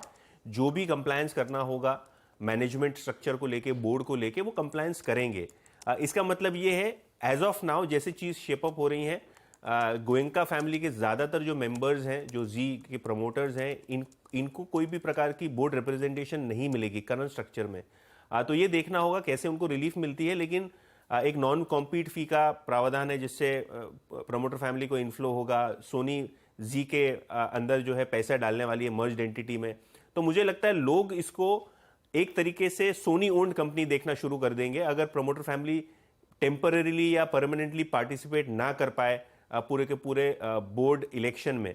तो ये तो उन्होंने कोर्ट रूम में भी कहा है कि जो कंप्लायंस करना होगा वो कंप्लायंस करेंगे, कोई प्रकार का मर्जर पे रोक नहीं लगनी चाहिए। तो ऑन रिकॉर्ड उन्होंने एनसीएलटी में कहा तो है, लेकिन जैसे कि मैंने कहा अपने ओपनिंग रिमार्क्स में, जो एनसीएलटी का ऑर्डर है, ऑर्डर की कॉपी में इस पर्टिकुलर सीईओ पद के लिए क्या कमेंट किया गया है, ये इंपॉर्टेंट होगा देखना कि उनका क्या व्यू है, क्योंकि उनका व्यू भी मैटर करेगा। लेकिन एज थिंग्स स्टैंड लगता नहीं है कि गोयनका फैमिली का कोई फर्स्ट फैमिली मेंबर, क्योंकि वो सिरपुर गोल्ड का ऑर्डर है उसके वजह से बोर्ड में पार्टिसिपेट कर पाएगा मर्ज्ड एंटिटी में। बट क्लियरली सोनी तो है ही, तो सोनी का मैनेजमेंट भी काफ़ी केपेबल है ही कंपनी चलाने के लिए। तो कोई ऐसा शॉर्टफॉल या कोई ऐसी दिक्कत बाजार को भी नहीं लग रही और एनालिस्ट लोगों को भी नहीं लग रही। बिल्कुल, थोड़ी देर में यश को भी जोड़ लेंगे, उनसे भी पूछ लेंगे कि उनके पास अगर वो कॉपी आ गई हो तो वो हमें कुछ इस पे बता पाएँ तो। लेकिन इसमें देखिए अब टेम्परेरी फ्रीज लग गया स्टॉक में। अच्छा, इसमें एक चीज़ आप ध्यान रखिएगा, ये जो डील हुई थी, जब जी और सोनी के बीच की डील हुई थी, प्योरली अगर आप वैल्यूएशन के हिसाब से जाएं तो ऑलमोस्ट जी की जो वैल्यूएशन ली गई थी वो 300 रुपये पर शेयर के हिसाब से ली गई थी। उसके बाद काफ़ी इफ्स एंड बट्स आए, ये डील होगी या नहीं होगी, क्या सेकंड थॉट्स थे। बीच में एक ये भी खबर आई थी कि शायद सोनी के मन में सेकंड थॉट्स आ रहे हैं, लेकिन उसके बाद उसका क्लैरिफिकेशन आया कि नहीं, वो जो प्यूनिटिव फीस थी वो काफ़ी थी डील से वॉक अवे करने की, तो वो शायद उनके लिए फेवरेबल नहीं था। तो 10% का मूव अब यहाँ पर। अब इशू क्या है कि डिज्नी हॉटस्टार आपके पास एक बड़ा प्लेटफॉर्म, नेटफ्लिक्स एक प्लेटफॉर्म, और अब ऑब्वियसली जियो या वूट, अब वूट तो खैर जियो सिनेमा में मर्ज हो गया वापस, तो वो एक प्लेटफॉर्म, वाईकॉम 18 का भी एक प्लेटफॉर्म बेसिकली। तो अब मामला सारा ये हो गया था कि डिज्नी हॉटस्टार अपने सब्सक्राइबर्स लूज कर रहा है क्योंकि उनके पास आईपीएल थी, वो चली गई यहाँ से। लेकिन सोनी और जी दोनों के पास अपने खुद के ओटीटी प्लेटफॉर्म्स हैं, दोनों अपने हिसाब से अच्छा कर रहे हैं, मतलब ठीक ठाक कर रहे हैं। लेकिन अगर दोनों मिल जाते हैं तो एक शायद एक बड़ा प्लेटफॉर्म बन सकता है और शायद फाइनली बाकी जो प्लेयर्स हैं उनको कम्पीट कर सकता है। याद रखिएगा, जी जो ओरिजिनल डिसरप्टर था केबल मार्केट में, जिसने सबसे पहले डिसरप्शन डाला था अर्ली 1990s में, जब से हमारे पास दूरदर्शन हुआ करता था, उस समय जी वो डिसरप्शन लेकर आया था और जी ही डिसरप्ट हुआ जब ये ओटीटी प्लेटफॉर्म आया। जी पीछे रह गया और इससे बहुत लोग हैरान थे क्योंकि जी ने हमेशा से एक फर्स्ट मूवर एडवांटेज का फ़ायदा उठाया था, लेकिन ओटीटी के मामले में जी पीछे रह गया था और इसका बाकी के प्लेटफॉर्म्स ने फ़ायदा उठाया। अब जी कोशिश कर रहा है इसको वापस ठीक करने की, लेकिन फॉर नाउ अभी ये स्टॉक इस समय अब 10% की टेम्प्रेरी फ्रीज पर है, तो अब तो यहाँ तो मुझे लगता नहीं कि आप कुछ अप्रोच कर सकते हैं इसको। आशीष, आपका कोई व्यू है जी पर? बिल्कुल अनुज, देखिए यहाँ पर अब जैसे ही ये बहुत बड़ा ओवरहैंग था और जैसे ही ये जाता है कहीं ना कहीं एक एमएनसी का जो आपको प्रीमियम मिलना है वो शुरू हो जाएगा और वैल्यूएशन की कंफर्ट तो हमेशा जी के साथ थी, बस यही जो ये अनसर्टेनिटीज थी उसके चलते ही यहाँ पर पे ये सेलिंग प्रेशर था। मुझे लगता है इसके जाने के बाद आज तो एक अपमूव आया है, हो सकता है साइडवेज जाए, बट अब कहीं ना कहीं सीरियस इन्वेस्टर्स का, medium to long term investors का इसमें इंटरेस्ट बनेगा। तो हमारा तो मानना है कि इस स्टॉक पे एक पॉजिटिव रुझान के साथ आपको नजर रखना चाहिए और डिप्स के अंदर में मेरे ख्याल से एक अच्छी अपॉर्चुनिटी अब जी के अंदर में बनती हुई नजर आएगी। ओके, एक काम कर रहे हैं, मैं एक्चुअली थोड़ा सा रिएक्शन ट्राई करने की कोशिश कर रहा था इसके ऊपर, लेकिन 266 इस समय करीब 10% ऊपर। तो यतिन, अब इसमें कुछ और अड़चन बाकी है अभी या कुछ ये सब मामला और क्लियर है? तो 2-3 चीजें हैं, मैं जस्ट हाईलाइट करना चाहूंगा अपने व्यूअर्स के बेनिफिट के लिए। यतिन, मैं 1 मिनट में आ रहा हूँ आपके पास, 1 मिनट में आ रहा हूँ मैं। यश भी जुड़ गए हमारे साथ, वो वहीं हैं जहाँ पर ये सब मामला चल रहा है। यश, बताइए क्या एग्जैक्टली लिखा गया है इस ऑर्डर में और कुछ और डिटेल्स अगर आप हमें बता सकें तो। अनुज, एक बहुत बड़ी विक्ट्री मानी जाएगी आज का एनसीएलटी का जो ऑर्डर है वो जी एंटरटेनमेंट के लिए। तकरीबन 30 सेकंड का खाली ऑपरेटिव पार्ट जो कोर्ट में कहा गया वो ये था कि एनसीएलटी ये मर्जर स्कीम जो है जी एंटरटेनमेंट और सोनी के बीच में वो अप्रूव करती है और इसके अगेंस्ट में जो भी ऑब्जेक्शंस आए थे डिसेंटिंग पार्टी से, उन सभी ऑब्जेक्शंस को एनसीएलटी डिसमिस करती है। इस स्टैंड से एनसीएलटी के सारे ऑब्जेक्शंस क्वॉश हो जाते हैं एनसीएलटी के प्लेटफॉर्म पे। एक ऑब्जेक्शन जो साइड से आया था वो था क्रेडिटर्स। काफी क्रेडिटर्स है जैसे Axis Finance, JC Flower, asset reconstruction, IDBI Bank, IMAX corp, IDBI trusteeship, जिन्हें इसके नॉन कम्पीट क्लॉज से अग्रीमेंट से उससे दिक्कत थी, उन्होंने उस सिलसिले में ऑब्जेक्ट किया था ये merger scheme. Exchanges BSE NSE ने भी ऑब्जेक्ट किया था ये कहते हुए कि सेबी का एक इंपेंडिंग ऑर्डर है प्रमोटर्स के अगेंस्ट में, पुनीत गोयनका और सुभाष चंद्र के अगेंस्ट में, और अगर ये मर्जर होता है तो पुनीत गोयनका एमडी कैसे बन सकते हैं जबकि सेबी उन्हें रिस्ट्रिक्ट करता है वो करने से। ये दो ऑब्जेक्शन से ये दोनों को एनसीएलटी ने क्वॉश कर लिया है। अभी आगे चलकर दो चीजें बहुत महत्वपूर्ण हो गई। सबसे पहले ये होगी कि ये जो डिसेंटिंग पार्टीज है, क्रेडिटर्स, एक्सचेंजेस, ये अपने डिसमिसल को, अपने स्टैंड के डिसमिसल को NCLAT जो कि हायर ट्रिब्यूनल है वहां पे चैलेंज करने के ऑप्शन को एक्सप्लोर करते हैं या नहीं। और दूसरा ये भी इंपॉर्टेंट होगा कि जी एंटरटेनमेंट में अभी सेबी का प्रमोटर के अगेंस्ट में सेबी का ऑर्डर आना अब तक बाकी है। क्या सेबी पुनीत गोयनका के अगेंस्ट में जो ऑर्डर पास किया था उसको विकेट करता है? अगर वो होता है तो पुनीत गोयनका ये मर्ज्ड एंटिटी के MD बन पाएंगे। अगर नहीं होता है तो उन्हें MD की पोजीशन छोड़नी पड़ेगी और उनमें जी एंटरटेनमेंट का फिर अप्रोच क्या होगा वो देखना काफी दिलचस्प होगा। यतिन, आप कुछ ऐड करना चाह रहे थे? तो जो डील स्ट्रक्चर था उसके अंदर 1100 करोड़ रुपए SL ग्रुप की प्रमोटर एंटिटी जो मॉरिशस में है उसको मिलने थे। Point number 1। पॉइंट नंबर 2 के जैसे कि यश ने बताया कि काफ़ी इंपॉर्टेंट रहेगा ये जानना कि अपील होती है कि नहीं होती है, बिकॉज जिस हिसाब से पूरा का पूरा मामला खारिज हो गया है, 2 इसमें अग्रीड पार्टी थी अपार्ट फ्रॉम एक्सचेंजेस। एक था JC फ्लावर और एक IDBI बैंक।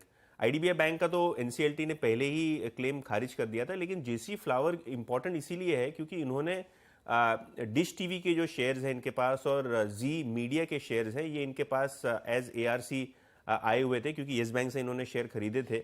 तो क्या प्रमोटर अब उनके साथ सेटल करेंगे? क्योंकि अगर अपील होती है या कोई भी टाइप का अड़चन आती है तो क्योंकि प्रमोटर्स को पैसे मिल रहे हैं सोनी से एज नॉन कॉम्पीट फी, क्या ये नॉन कॉम्पीट फी दूसरी जी एंटिटीज में जाएगा कि नहीं जाएगा? क्योंकि जी के अंदर भी उनके पास एक ऑप्शनैलिटी है अपना हिस्सा ओवर द इयर्स बढ़ाने के लिए। एज ऑफ नाउ जो प्लान है वो ये है कि $1.5 बिलियन यानी लगभग 12,000 करोड़ रुपए सोनी जी के मर्ज्ड एंटिटी में डाले। नंबर 1, प्रमोटर्स जिनकी हिस्सेदारी डाइल्यूट होकर 4-5% हो जाएगी उनके पास एक ऑप्शन होगा इसको 15-20% तक ले जाने के लिए over a period of 3-4 years. तो ये देखा जाएगा कि ये जो 1100 करोड़ रुपए का नॉन कॉम्पीट फी प्रमोटर एंटिटीज को आ रहा है ये कैसे होगा, क्योंकि अगर आप रिएक्शन वाइज देखें तो आज चाहे जी मीडिया हो चाहे डिश टीवी हो, दोनों के शेयर्स भी जी एंटरटेनमेंट के अलावा आज एक्टिव हैं। तो शायद बाजार की नजरें रहेंगी कि नॉन कॉम्पीट फी कैसे यूज किया जाएगा और जो ऑब्जेक्टिंग पार्टीज हैं इनके जो क्लेम्स हैं इनको कैसे प्रमोटर्स अब सेटल कर जाते हैं, क्योंकि टेबल टर्न हो चुके हैं। तो शायद अब जो ARC कंपनी है खास करके JC फ्लावर वो नेगोशिएट करे और कहीं ना कहीं प्रमोटर्स भी ये चाहेंगे कि जो एसेट्स ARC कंपनीज में है वो वापस उनके पास है। तो बहुत इंटरेस्टिंग होगा देखना ये कैसे पूरा मामला चेंज होता है सोनी के इन्फ्यूजन और प्रमोटर्स को पेमेंट के बाद। ओके यतिन, बहुत बहुत शुक्रिया। तो देखिए 2 चीज़ें हैं, एक तो 2 एनालिस्ट के व्यूज़ मिले हैं मुझे अब तक। एक तो करण तुरानी का व्यू CNBC TV 18 पर, उनके हिसाब से 25 से 30% की अपसाइड है यहाँ पर। और अवनीश रॉय का तो ये मानना है कि ये जो स्टॉक है अब ये शायद वापस 370 के लेवल्स तक पहुँच जाए, जो मतलब एक फेयर वैल्यू होगी जी की इस समय, क्योंकि अब ये एक MNC कंपनी की तरह देखी जाएगी। शानदार मूव यहाँ पर जी में। चलिए खैर अब एक काम करते हैं, जी से आगे बढ़ते हैं और अब 4 का चौका ले लेते हैं क्योंकि काफ़ी ओके जिनेश जोशी कनेक्टेड है हमारे साथ प्रभुदास लीलाधर से, एक बार उनसे और बात कर लेते हैं। Jinesh, good afternoon. तो अब फाइनली जी सोनी मर्जर क्लियर, हालांकि अभी भी एक चीज़ क्लियर नहीं है कि पुनीत गोयनका और सुभाष जी रहेंगे कि नहीं रहेंगे, लेकिन अब आपका क्या व्यू है जी के स्टॉक को लेकर? नहीं, see definitely this is a big sigh of relief. आप देखिए कि ये मर्जर कम से कम 2 साल से लिम्बो में था और फाइनली आपको अप्रूवल मिल चुका है। तो मुझे लग रहा है कि स्टॉक को देखने का नजरिया काफी चेंज हो जाएगा यहाँ से। अब तक एक बाइनरी इवेंट की तरह देख रहे थे सब जी को कि मर्जर होगा या नहीं होगा, बट अब ये final approval is an indication that the perspective surrounding the stock will change big time. we maintain our positive stance. हमारा TP 275 के आसपास है, but definitely with $1.5 billion of cash coming into the merge co, I think the perspective will change from here on. तो इस level से भी आपको लग रहा है कि जी आउट परफॉर्म करेगा? क्या वापस ये 350-400 तक जाने का पोटेंशियल है इसमें? देखिए, वो थोड़ा कहना मुश्किल है। हमारा FY25 का जो पैट का अजम्पशन है वो 2500 करोड़ के आसपास है और हम इसको 22 के पी मल्टीपल पे वैल्यू कर रहे हैं, but definitely with the cash which is coming into the system and वो डिजिटल में जिस हिसाब से एक्सपांड कर रहे हैं, I think it can command a higher multiple and यहाँ से भी फर्दर अपसाइड हो सकती है। Even the PG discount, which people were talking about earlier, will now kind of go away. So I think a good time for the company. Okay, good time for the company. Veeru, आपके पास कोई सवाल? मैं exactly आपको जानना चाहता हूँ कि अभी हमारा डिस्कशन जो हो रहा था यहाँ पे कुछ देर पहले सर, कि अब इसको एक बतौर मल्टीनेशनल कंपनी के तौर पे देखा जाएगा, और अगर पुनीत गोयनका के पास भविष्य में ये पद नहीं रहता है, तब आपका आउटलुक इस कंपनी में उन सर्कमस्टेंसेज में क्या होगा, और आपका सर यहाँ से अपसाइड टारगेट्स क्या हैं जी एंटरटेनमेंट के लिए उन सर्कमस्टेंसेज में जिसमें पुनीत गोयनका जी के पास इस कंपनी का प्रतिनिधित्व नहीं हो, सीईओ नहीं हो, उस सर्कमस्टेंसेज में सर? देखिए, ये दोनों ही डिफरेंट मैटर्स हैं, क्योंकि अगर आप देखेंगे तो पुनीत गोयनका जी का भी जो स्टांस था वो काफी क्लियर था। उन्होंने ये मेंटेन किया है कि मैं पद पे रहूं या ना रहूं, but merger is my top most priority. तो आई थिंक वो दोनों चीजों को हम लिंक करके नहीं देखना चाहिए, because from a minority share holder stand point, merger होता है या नहीं होता है, that was of extreme importance. And now with the NCLT approval coming in and with Mr. Goenka's stance also being very clear, मुझे नहीं लग रहा कि कोई टाइप का यहाँ पे दूसरा ओवरहैंग है। और अप्रूवल्स की भी जहाँ तक बात है, सब अप्रूवल्स आ चुकी हैं, तो वो लीगल टैंगल भी नहीं है जो पहले हम देख रहे थे पिछले 2 सालों तक। ओके, चलिए जिनेश जी, बहुत बहुत शुक्रिया आज हमारे साथ जुड़ने के लिए और हमसे बात करने के लिए।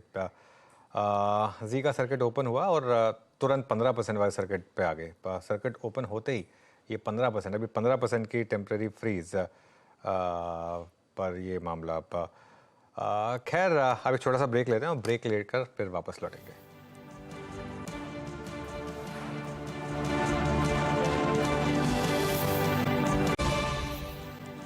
Welcome back. चलिए 4 का चौका की शुरुआत करते हैं। सबसे पहले शिल्पा जी से लेंगे सस्ता ऑप्शन ट्रेड। शिल्पा जी, बताइए आपकी ट्रेड। अनुज जी, मेरा सस्ता ऑप्शन रहेगा कोरोमंडल में। कोरोमंडल 1100 कॉल ऑप्शन रफली अभी 18 साढ़े 18 रुपये के बीच में ट्रेड कर रहा है। अब इसमें 13 का स्टॉप लॉस लगाइए, targets of 28, 32 and 34। Okay, Coromandel. Manas, FNO superstar. देखिए, टाइटन में खरीदारी करेंगे। टाइटन में अगर आप देखिए अनुज जी, तो टाइटन ने कुछ बहुत ही अहम लेवल्स ब्रीच किए हैं, 20 डे मूविंग एवरेज के ऊपर निकला है, तो टाइटन में खरीदारी करनी चाहिए। स्टॉप लॉसेस रहेंगे 29.49 के और टारगेट रहेंगे 3050 के। ऑप्शन में ट्रेड लेना हो तो 2980 का कॉल ऑप्शन लिया जा सकता है, 62 पे ट्रेड हो रहा है, 47 का स्टॉप लॉस लगाइए और 90 रुपए के टारगेट लगाइए। ओके, टाइटन आप बाय करेंगे। अब चलते हैं अगले ट्रेड्स के लिए रचना जी के पास। सच्चात का चमत्कार। रचना जी, क्या पिक कर रही हैं आप? जी, मेरा शॉर्ट साइड पे ट्रेड रहेगा again, and that will be Indigo के फ्यूचर्स में। इंडिगो के फ्यूचर्स को हम शॉर्ट करेंगे विद स्टॉप लॉस एट 2590 और डाउन साइड पे हमारा टारगेट रहेगा 2540।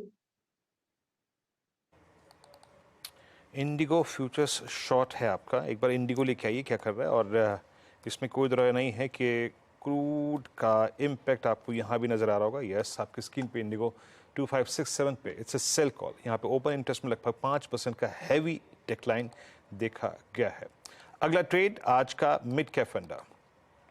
एक बार जरा मुझे इंटरग्लोब का चार्ट दिखा देंगे जरा प्लीज, 2540 पे।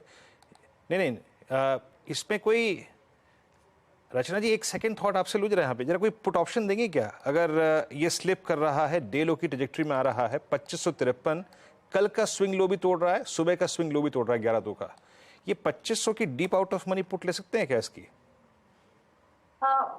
2500 जितना मैं थोड़ा डाउटफुल रहूंगी, बट 2550 के आसपास का आप अगर लेते हैं तो उसमें आप शॉर्ट साइड पे प्ले कर सकते हैं।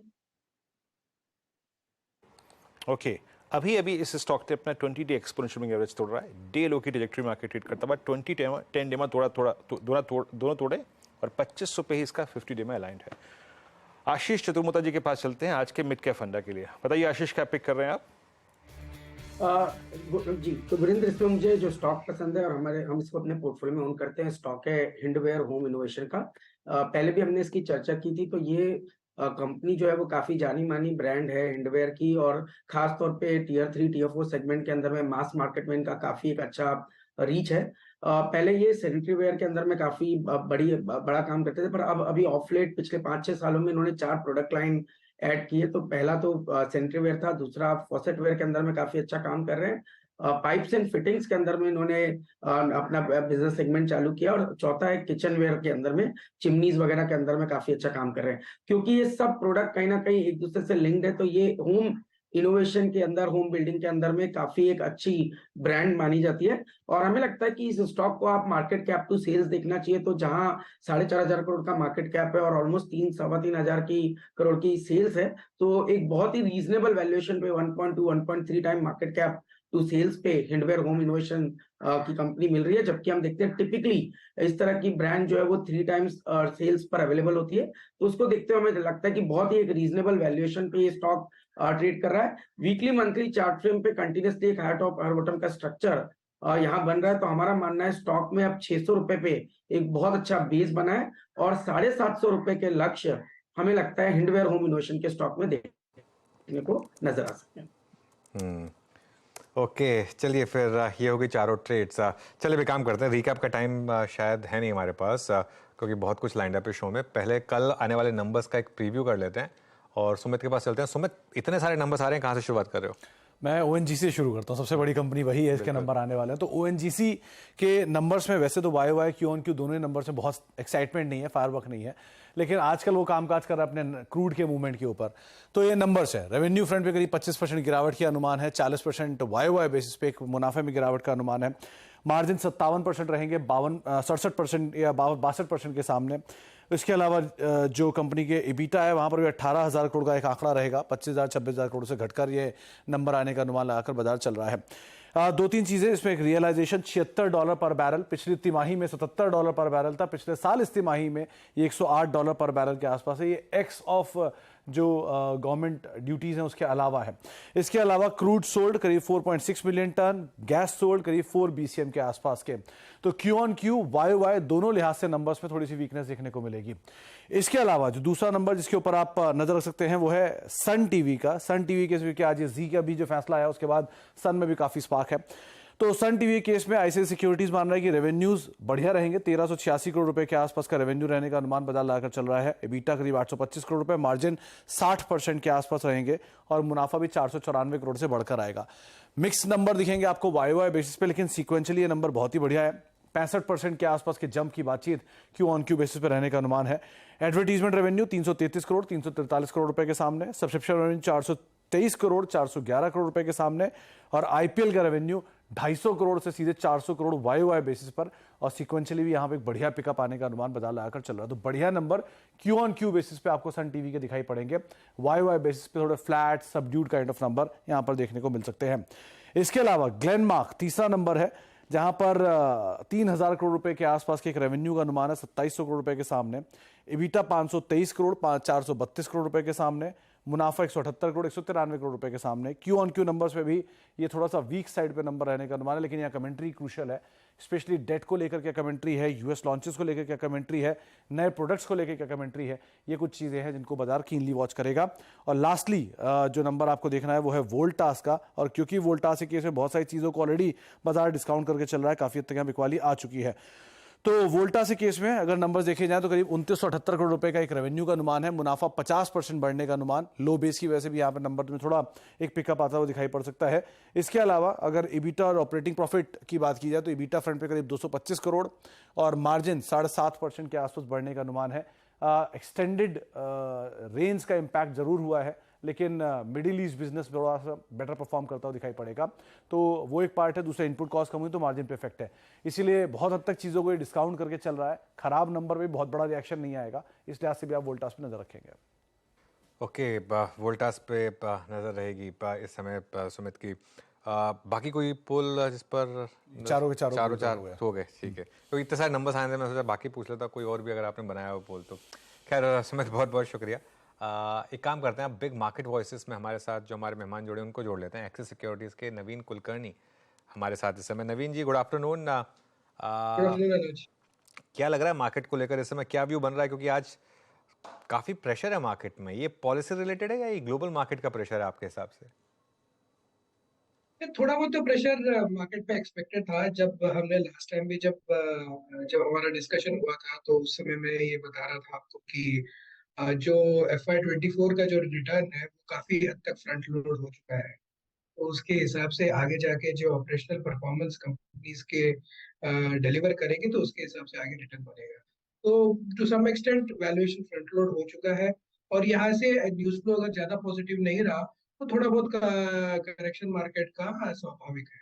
उस हिसाब से आई बिलीव वो मार्केट थोड़ा करेक्ट हो रहा है। आई वुड से ये हेल्दी करेक्शन है, एंड बहुत ज्यादा करेक्शन मुझे नहीं लगता है, लेकिन ये करेक्शन। लेकिन नवीन जी, एक चीज जो कि वास्तविकता है, then that's crude. I mean इसका एक एडवांटेज हमने हाथों हाथ लिया 70-72 के रेट पे, बट ये पुल बैक टुवर्ड्स 88 ये कितना सीरियस थ्रेट है, स्पेशली हमारे कुछ सेगमेंट्स के लिए। आप देखिए ना, Indigo all time high trajectory पे था, Asian paints, Berger paints, Pidilite all time high trajectory के आसपास आ चुके थे। ऑटो ने काफी इसका एडवांटेज लिया। अब एट 88 आप कॉशियस किस स्पेस पे हैं और कितना क्रूड को देखते हुए? जहाँ तक क्रूड का सवाल है, क्रूड बहुत ज्यादा वेरी करता है डिमांड सप्लाई सिनेरियो पे, और स्पेशली सप्लाई रिलेटेड चैलेंजेस जब आते हैं तो ये जो है टू सम एक्सटेंट थोड़ा सीजनल भी होता है, एंड ऑफ कोर्स जियोपॉलिटिकल भी होता है, राइट। तो उस हिसाब से क्रूड पे बहुत ज्यादा स्ट्रॉन्ग व्यू बनाना मुश्किल है, लेकिन मेरा लगभग ये अनुमान है कि क्रूड बहुत ज्यादा यहाँ से ऊपर जाना अनलाइकली लगता है, क्योंकि सप्लाई भी वहां पे आ जाता है। तो उस हिसाब से क्रूड रेंज बाउंड होना चाहिए, बट ये जो लेवल है ये थोड़ा सा एलिवेटेड लेवल है then what let's say India would have been comfortable with. तो उतना ही मेरा व्यू है। जहां तक इसका सवाल है और इनपुट कॉस्ट फॉर कमोडिटीज जो बाकी जो यूज होते हैं, जैसे LLP हो गया, पैकेजिंग मटेरियल हो गया, वो थोड़ा बहुत बढ़ेगा, बट इसका इम्पैक्ट आई थिंक मोर और लेस 1 से 2 क्वार्टर में आगे जाके आएगा, एंड ये इम्पैक्ट मेरे अकॉर्डिंग अभी तो काफी हद तक मैनेजेबल है। ओके, मिड कैप इंडेक्स वापस ऑलमोस्ट ग्रीन में आने की तैयारी कर रहा है। अच्छा मूव यहाँ पर। नवीन जी, जी पर कवरेज है क्या आपकी? नहीं sir, we are not covering. Okay जी, ठीक है। अच्छा, ये कुछ और जो स्पेसेस है जहाँ पर अच्छे मूव्स रहे हैं, उसमें हमने देखा है कि सीमेंट स्टॉक्स में ऑफ लेट अच्छा मूव आया है। हालांकि नंबर्स साउथ बेस्ड सीमेंट कंपनियों के खराब थे। यहाँ पर आपका क्या व्यू होगा? जहां तक सीमेंट स्पेस का सवाल है, वहां पे बेनिफिट सीमेंट स्पेस में स्प्रेड्स इंप्रूव होते हुए जो दिख रहे थे, इनपुट कॉस्ट जो कम हुए उसके वजह से जो स्प्रेड्स इंप्रूव हो रहे थे, उसके वजह से जो बेनिफिट आना था वो आ चुका है। लेकिन थीम सीमेंट स्पेस में यही बन रहा है, वो कंसोलिडेशन का बन रहा है, जहाँ पे छोटे प्लेयर्स में एक्साइटमेंट ज्यादा है। जैसे कि रिसेंटली जो अपमूव आया है ओरिएंट सीमेंट में, जैसे जो अपमूव आया प्राइमरली बिकॉज की कंसोलिडेशन एक्सपेक्टेशन है मार्केट का, जबकि ओरिएंट सीमेंट के numbers were not particularly great, but वो काफी ज्यादा स्ट्रॉन्ग था, राइट। तो जनरल थीम सीमेंट स्पेस में स्मॉलर प्लेयर्स के टुवर्ड्स कंसोलिडेशन का ही थीम है, उसके वजह से अपमूव स्ट्रॉन्ग है। अदर देन दैट, ये सीजनली वैसे तो स्लोअर क्वार्टर होता है, Q2 में बारिश की वजह से ज्यादा सीमेंट का ऑफटेक नहीं होता है, एंड मोर और less Q3 onwards movement pickup होता है। तो ओवरऑल सीमेंट स्पेस पे अभी तो स्मॉलर प्लेयर्स में इंटरेस्ट ज्यादा रहेगा फॉर सम मोर टाइम, जब कंपेयर टू लार्जर प्लेयर्स।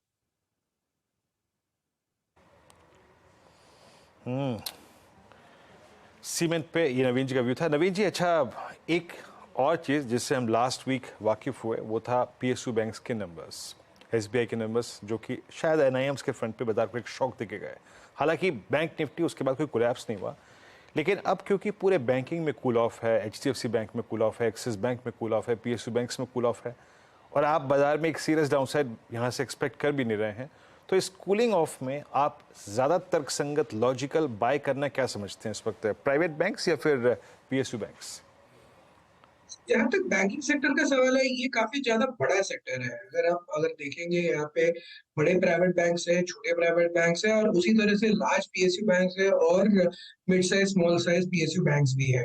तो यहाँ पे अभी अगर मैं एक ब्रॉड व्यू लूंगा तो ओवरऑल बैंकिंग स्पेस में जो आरओई है वो अभी भी स्ट्रांग है, आरओए जो बन रहा है बैंकिंग स्पेस में वो अभी भी काफी ठीक ठाक बन रहा है। तो उस हिसाब से ओवरऑल मतलब पोजिशनल बाय अगर बैंकिंग स्पेस में रहे तो यहाँ से मतलब पैसे अभी भी बनेंगे। जहां तक पोजिशनिंग का सवाल है वहां पे मैं ये बताऊंगा कि अगर थोड़े से रिस्क अगर हम ले सकते हैं पोर्टफोलियो में तो स्मॉलर पीएसयू बैंक्स और इवन स्मॉलर प्राइवेट बैंक्स आप ऐड कर सकते हैं। जैसे स्मॉलर पीएसयू बैंक्स में अगर हम बात करेंगे कि let's say Karnataka bank which is a smaller bank, right, which is not a PSU but let's say smaller bank, लेकिन वहां पे अगर हम ऐड कर वहां पे जैसे कि जो रिपोर्टेड नंबर्स थे वो बहुत ज्यादा स्ट्रॉन्ग थे, आरओए वाज अराउंड 1.4%। तो ये सब स्पेसेस में अभी भी मुझे लगता है कि अपसाइड पोटेंशियल काफी है और यहाँ से अभी भी पैसे बन सकते हैं। एक आखिरी सवाल, आईटी यहां पर अब क्या करें, क्योंकि नंबर्स खराब आ रहे हैं लेकिन स्टॉक्स नहीं गिर रहे हैं। आईटी स्पेस में थोड़ा करेंसी का टेलविंड है अभी बिकॉज रुपी डिप्रिसिएशन के चांसेस लोगों को लग रहे हैं और उसकी वजह से करेंसी टेलविंड जब तक रहेगा तब तक आईटी स्पेस बहुत ज्यादा गिरेगा नहीं। और इन जनरल आईटी स्पेस अगर देखा जाए तो लास्ट 1 ईयर में अंडर परफॉर्म किया है कंपेयर टू अदर बेंचमार्क्स। तो उस हिसाब से टू सम एक्सटेंट जो चैलेंजेस है आईटी सेक्टर के वो फैक्टर इन हो चुके हैं। लेकिन अभी भी मुझे लगता है कि आईटी सेक्टर इंप्रूव होने में 6 से 9 महीने लगेंगे in terms of core fundamentals. उसके बाद प्रॉब्ली जो इंप्रूवमेंट आएगा वो क्या क्वांटम ऑफ इंप्रूवमेंट आता है उसके बारे में क्लैरिटी नहीं है। तो मुझे लगता है कि ओवरऑल सेक्टर अंडर परफॉर्म करेगा। मार्केट का जो स्ट्रॉन्ग अपमूव है उस अपमूव के कारण आईटी सेक्टर बहुत ज्यादा गिरा नहीं है, लेकिन ओवरऑल स्पेस का मुझे लगता है कि अंडर परफॉर्मेंस अभी भी चलता रहेगा फॉर सम टाइम। नवीन जी बहुत बहुत शुक्रिया आज जुड़ने के लिए और हमसे बात करने के लिए। चलिए अब एक काम करते हैं, यतिन के पास चलते हैं और डीलिंग रूम से किन स्टॉक्स पर उनको फीडबैक मिल रहा है जी के अलावा वो जान लेते हैं। यतिन गुड आफ्टरनून बताइए। Good afternoon. और सबसे पहले पेज इंडस्ट्रीज और रिजल्ट्स के बाद स्टॉक फ्लैट था और अब लगभग 2% की तेजी के साथ ट्रेड कर रहा है। अगर आप इन्वेस्टर प्रेजेंटेशन देखें तो मैनेजमेंट ने बहुत ज़बरदस्त तरीके से कहा है कि वो कॉस्ट कटिंग के जरिए मार्जिन्स को मेंटेन करेंगे और जो पिछले क्वार्टर में डिसअपॉइंटमेंट हुआ था मार्जिन्स को लेकर उससे बाजार काफ़ी निराश था और एनालिस्ट लोगों ने काफ़ी सारे एस्टिमेट्स भी चेंज किए थे। तो अब क्योंकि मार्जिन प्रदर्शन इंप्रूव होने की इंडिकेशन मैनेजमेंट ने दी है प्रेजेंटेशन में और मार्केट शेयर भी इंप्रूव हुआ है, तो कहीं ना कहीं ये डी स्टॉकिंग का जो सिलसिला था जिसके कारण प्रेशर में था मार्जिन, अभी वो क्लियर होता हुआ दिखाई पड़ रहा है। और डीलर्स की अगर आप माने तो उनको लगता है कि स्टॉक में यहाँ से भी 3 से 4% की अपटिक हो सकती है और यहाँ इसलिए वो BTST की सलाह अपने क्लाइंट्स को दे रहे हैं। इसके अलावा NMDC ये एक स्टॉक है जहां HNIs काफ़ी एक्टिव हैं। उनको लगता है कि पोजिशनली स्टॉक में 120 से लेकर 125 तक के टारगेट्स मिलने चाहिए और अगस्त सीरीज में फ्रेश लॉन्ग्स NMDC के काउंटर में भी आपको दिखाई पड़ रहे हैं। तो दोनों ही NMDC और पेज में डीलर्स आज खरीदारी के मूड में है। ओके, NMDC और पेज दोनों में डीलर्स खरीदारी के मूड में है। यतिन बहुत बहुत शुक्रिया ये जानकारी रखने के लिए। अच्छा वीरू, अब एक बार ज़रा एक इंडेक्स देखिए आप, फार्मा इंडेक्स लेकर आइए अब एक बार ज़रा। और फार्मा इंडेक्स, कल हमारी ये चर्चा हो रही थी वीरू दिन में कि अब थोड़ा सा ये मामला जो है वन वे रैली का मुझे थोड़ा सा अब डरा रहा था। और आप खासतौर से स्टॉक्स देखिए 2-3, Laurus labs for example, Biocon, granules और ग्लेनमार्क। और कल ये यही वार्निंग थी हमारी कि अब थोड़ा सा ये स्पेस जो है ना वो ओवर हीटेड लग रही है नियर टर्म में। भले व्यू इंटैक्ट हो कि आगे भी अच्छे करेंगे ये स्टॉक्स, लेकिन एक बार के लिए नियर टर्म में मुझे लग रहा है कि शेकआउट जरूरी था जो फार्मा स्टॉक्स में जो डिक्लाइन आई है वीरू। जी कल सुबह बात हुई थी हमारी लगभग 10 बजे के आसपास कि एक कूलिंग ऑफ रिक्वायर्ड है और इसमें थोड़े से प्रॉफिट्स को कैश में कन्वर्ट करना कोई गलत नहीं होगा। अच्छा अनुज, एक और चीज़ अब थोड़ा सा ये बात करते हैं कि हमने फार्मा को भी देख लिया और हमने आईटी को भी देख लिया, इन्फोसिस को स्पेशली। अब ये बाजार किस चीज़ को लोकेट करने की कोशिश करेगा, इंटरेस्टेड किस चीज़ में होगा? आई मीन फार्मा का मूव आ गया, कैपिटल गुड्स ऑलरेडी चल चुके थे, क्या बाजार बैंक के इस रिट्रेसमेंट को बाय करने की कोशिश करेगा या फिर मिड कैप में एंगेज रहेगा, इंडेक्स ऐसी कंसोलिडेशन के बोर्ड में चला जाएगा? नहीं, मुझे यही लग रहा था कि आप यही सवाल पूछने वाले हैं और मैंने थोड़ा सा गेस कर लिया था, लेकिन क्योंकि इसका जवाब नहीं है मेरे पास, मेरा इसका सच्ची में जवाब नहीं है कि अब मार्केट को क्या मतलब, क्योंकि अर्निंग सीजन भी खत्म हो रहा है वीरू। अब 14 तारीख को अर्निंग सीजन भी खत्म हो जाएगा, तो उसके बाद मार्केट किस चीज़ पर फोकस करेगा? देखिए बैंक निफ्टी के बारे में मैं एक चीज़ कह देता हूँ जो मेरा व्यू बन रहा है बैंक निफ्टी पे, मुझे लग रहा है कि बैंक निफ्टी में अब ये जो है ना, ये एक वार्निंग साइन है, क्योंकि इतना टाइम इसने 20 डे मूविंग एवरेज के जो नीचे स्पेंड कर दिया और अब तो 50 के भी हम 2-3 बार मेरे ख्याल से ब्रीच कर चुके हैं, और आज अगर हम यहाँ पे बंद हो गए तो हम मतलब शायद 50 के भी नीचे ही बंद होंगे, ठीक है ना। मेरे ख्याल से ये एक 50 नीचे बंद रहे, हाँ, तो मेरे ख्याल से ये ना अब एक वीरू एक साइन ऑफ करेक्शन दे रहा है। मेरे ख्याल से मार्केट का फोकस अब आईटी पे रहेगा। मेरे ख्याल से यहाँ से अगर मार्केट नियर टर्म में चलेगा तो वो आईटी चलेगा। उसका मैं एक और रीजन बताता हूँ आपको आईटी के चलने का। ब्रेंट क्रूड में जिस तरीके से सर्ज आया है, एक एल्गो ट्रेड नॉर्मली प्ले होती है, जिसमें जब ब्रेंट क्रूड चलता है तो वैसे ही बैंक थोड़ा सा अंडर परफॉर्म करते हैं, क्योंकि वो इन्फ्लेशन का फैक्टर आता है, और आईटी नॉर्मली आउट परफॉर्म करता है, क्योंकि करेंसी पे भी इम्पैक्ट आता है। देखिए ये करेंसी जो कुछ टाइम पहले तक इतनी स्ट्रांग थी, अब एकदम से वीक होने लगी है। डॉलर रुपी थोड़ा सा मूव बना रहा है। तो अगर आप मुझे पूछेंगे, अगर मार्केट को अब इस समय कोई इंडेक्स सहारा देगा यहाँ से, तो वो आईटी इंडेक्स होगा। नंबर्स खराब रहे थे, वो अलग बात है, अपनी जगह है, लेकिन यहाँ से मेरे ख्याल से आईटी मार्केट के लिए। बिल्कुल बिल्कुल। और कुछ ऐसी सूरत हाल फार्मा का अप्रैल में था, जब ये रैली शुरू हुई थी 28 मार्च 2 अप्रैल के बीच में। आईटी की प्लेसमेंट अच्छी। मानस से एक बार व्यू लेते हैं। मानस, नॉट एग्जैक्टली एनी स्टॉक, कोई स्टॉक नहीं, सिर्फ अभी जो अनुज ने बात कही, प्लेसमेंट ऑफ निफ्टी आईटी।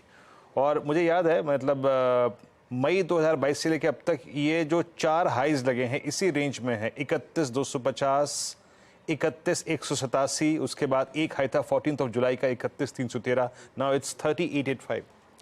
क्या यही वो इंडेक्स है जो कि रिस्क रिवॉर्ड रेशियो के प्रोस्पेक्टिव से डिसेंट तरीके से पॉइज्ड है, कम से कम एक सुरक्षित अपसाइड देने में? बिल्कुल। देखिए, अगर हम पूरे पिछले करीब अगर 12 मंथ देख लें तो 12 मंथ अगर हम देख लें तो एक ही रेंज में आईटी इंडेक्स ट्रेड कर रहा था, और आईटी इंडेक्स ने जो पूरी रैली हमने देखी थी 11,000 से लेकर 39,000 तक, उसका 50% के आसपास ही सपोर्ट लिया था। अब कहीं ना कहीं जो रेंज बनी हुई थी 31,000 ऊपर की साइड पे और 27,000 नीचे की साइड पे, इसको ब्रेक करने के लिए आईटी इंडेक्स तैयार है। और पैटर्न को अगर हम शॉर्ट टर्म चार्ट पे जाएं और पैटर्न को देखें तो उसको एनालाइज करें तो बिल्कुल आप बहुत कंफर्टेबल है कि शायद इस बार ये 31,000 को ब्रीच करके 33,500 की रेंज में जाने की कोशिश करेगा। तो बिल्कुल डेफिनेटली आईटी इंडेक्स लीड कर सकता है। और अगर आप लार्ज कैप स्टॉक्स की बात कर लीजिए, आप विप्रो के चार्ट देखिए, इन्फोसिस के चार्ट देखिए, टीसीएस के चार्ट देखिए, टेक महिंद्रा, एलटीआईएम के चार्ट देखिए, सब चार्ट्स काफी बेहतरीन लगते हैं। तो मेरा भी एक कॉन्फिडेंस है कि इस बार शायद निफ्टी आईटी इंडेक्स इस रेजिस्टेंस को ब्रेक करके कम से कम 2000 पॉइंट की रैली दिखाएगा। चलिए, ये हो गई बात निफ्टी आईटी की। आई थिंक बीटीएसटी और एसटीबीटी कॉल्स रह गई हैं, वो ले लेते हैं। शुरुआत करते हैं। शिल्पा जी, क्या होगी आपकी कॉल? जी, मेरा बीटीएसटी रहेगा जेएसडब्ल्यू स्टील में। जेएसडब्ल्यू स्टील फ्यूचर्स ट्रेड कर 830 पे, तो यहाँ पे 820 के स्टॉप लॉस से आप एक बीटीएसटी टारगेट से 845 एक्सपेक्ट कर सकते हैं, या फिर यहाँ से थोड़ा पोजिशनल भी 860 865 यहाँ पे इजीली दिख रहा है। चलिए, ये हो गई शिल्पा जी की कॉल। गाबा सर, आपकी बीटीएसटी कॉल? एसटीबीटी होगी, वो है एक्सिस बैंक सेल, ट्रेड करें 938.20 पे, स्टॉप होगा 940 का। पॉसिबल कि एक्सिस बैंक को 930 देखने को मिल सकता है। Axis bank short. Okay, axis bank short. और ये जब बहुत समय बाद रचना जी पैनल में अपीयर हुई थी तो it was sell call of, I mean Rachna ji का मेरे ख्याल से वही था, मैं सही हूँ तो रचना जी आप ही का सेल कॉल था ना ये, और ये डे लो पे क्लोज हो रहा है। अब आप क्या कैरी करेंगे कल के लिए? कल के लिए जो बीटीएसटी में देना चाहूंगी that will be on the long side, and for a change that will be in Bajaj finance. तो बजाज फाइनेंस के फ्यूचर्स थोड़ा सा स्पाइक दिखाने की कोशिश में लगे हुए हैं, एंड क्योंकि मार्केट इतने दिन से थोड़ा डाउन भी है, अगर माइनर पुल बैक भी आता है कल तो ये स्टॉक बड़ा ही तेज चलता है। तो फ्यूचर्स को इसको लॉन्ग करेंगे, 7130 पे ऐसे लगाएंगे।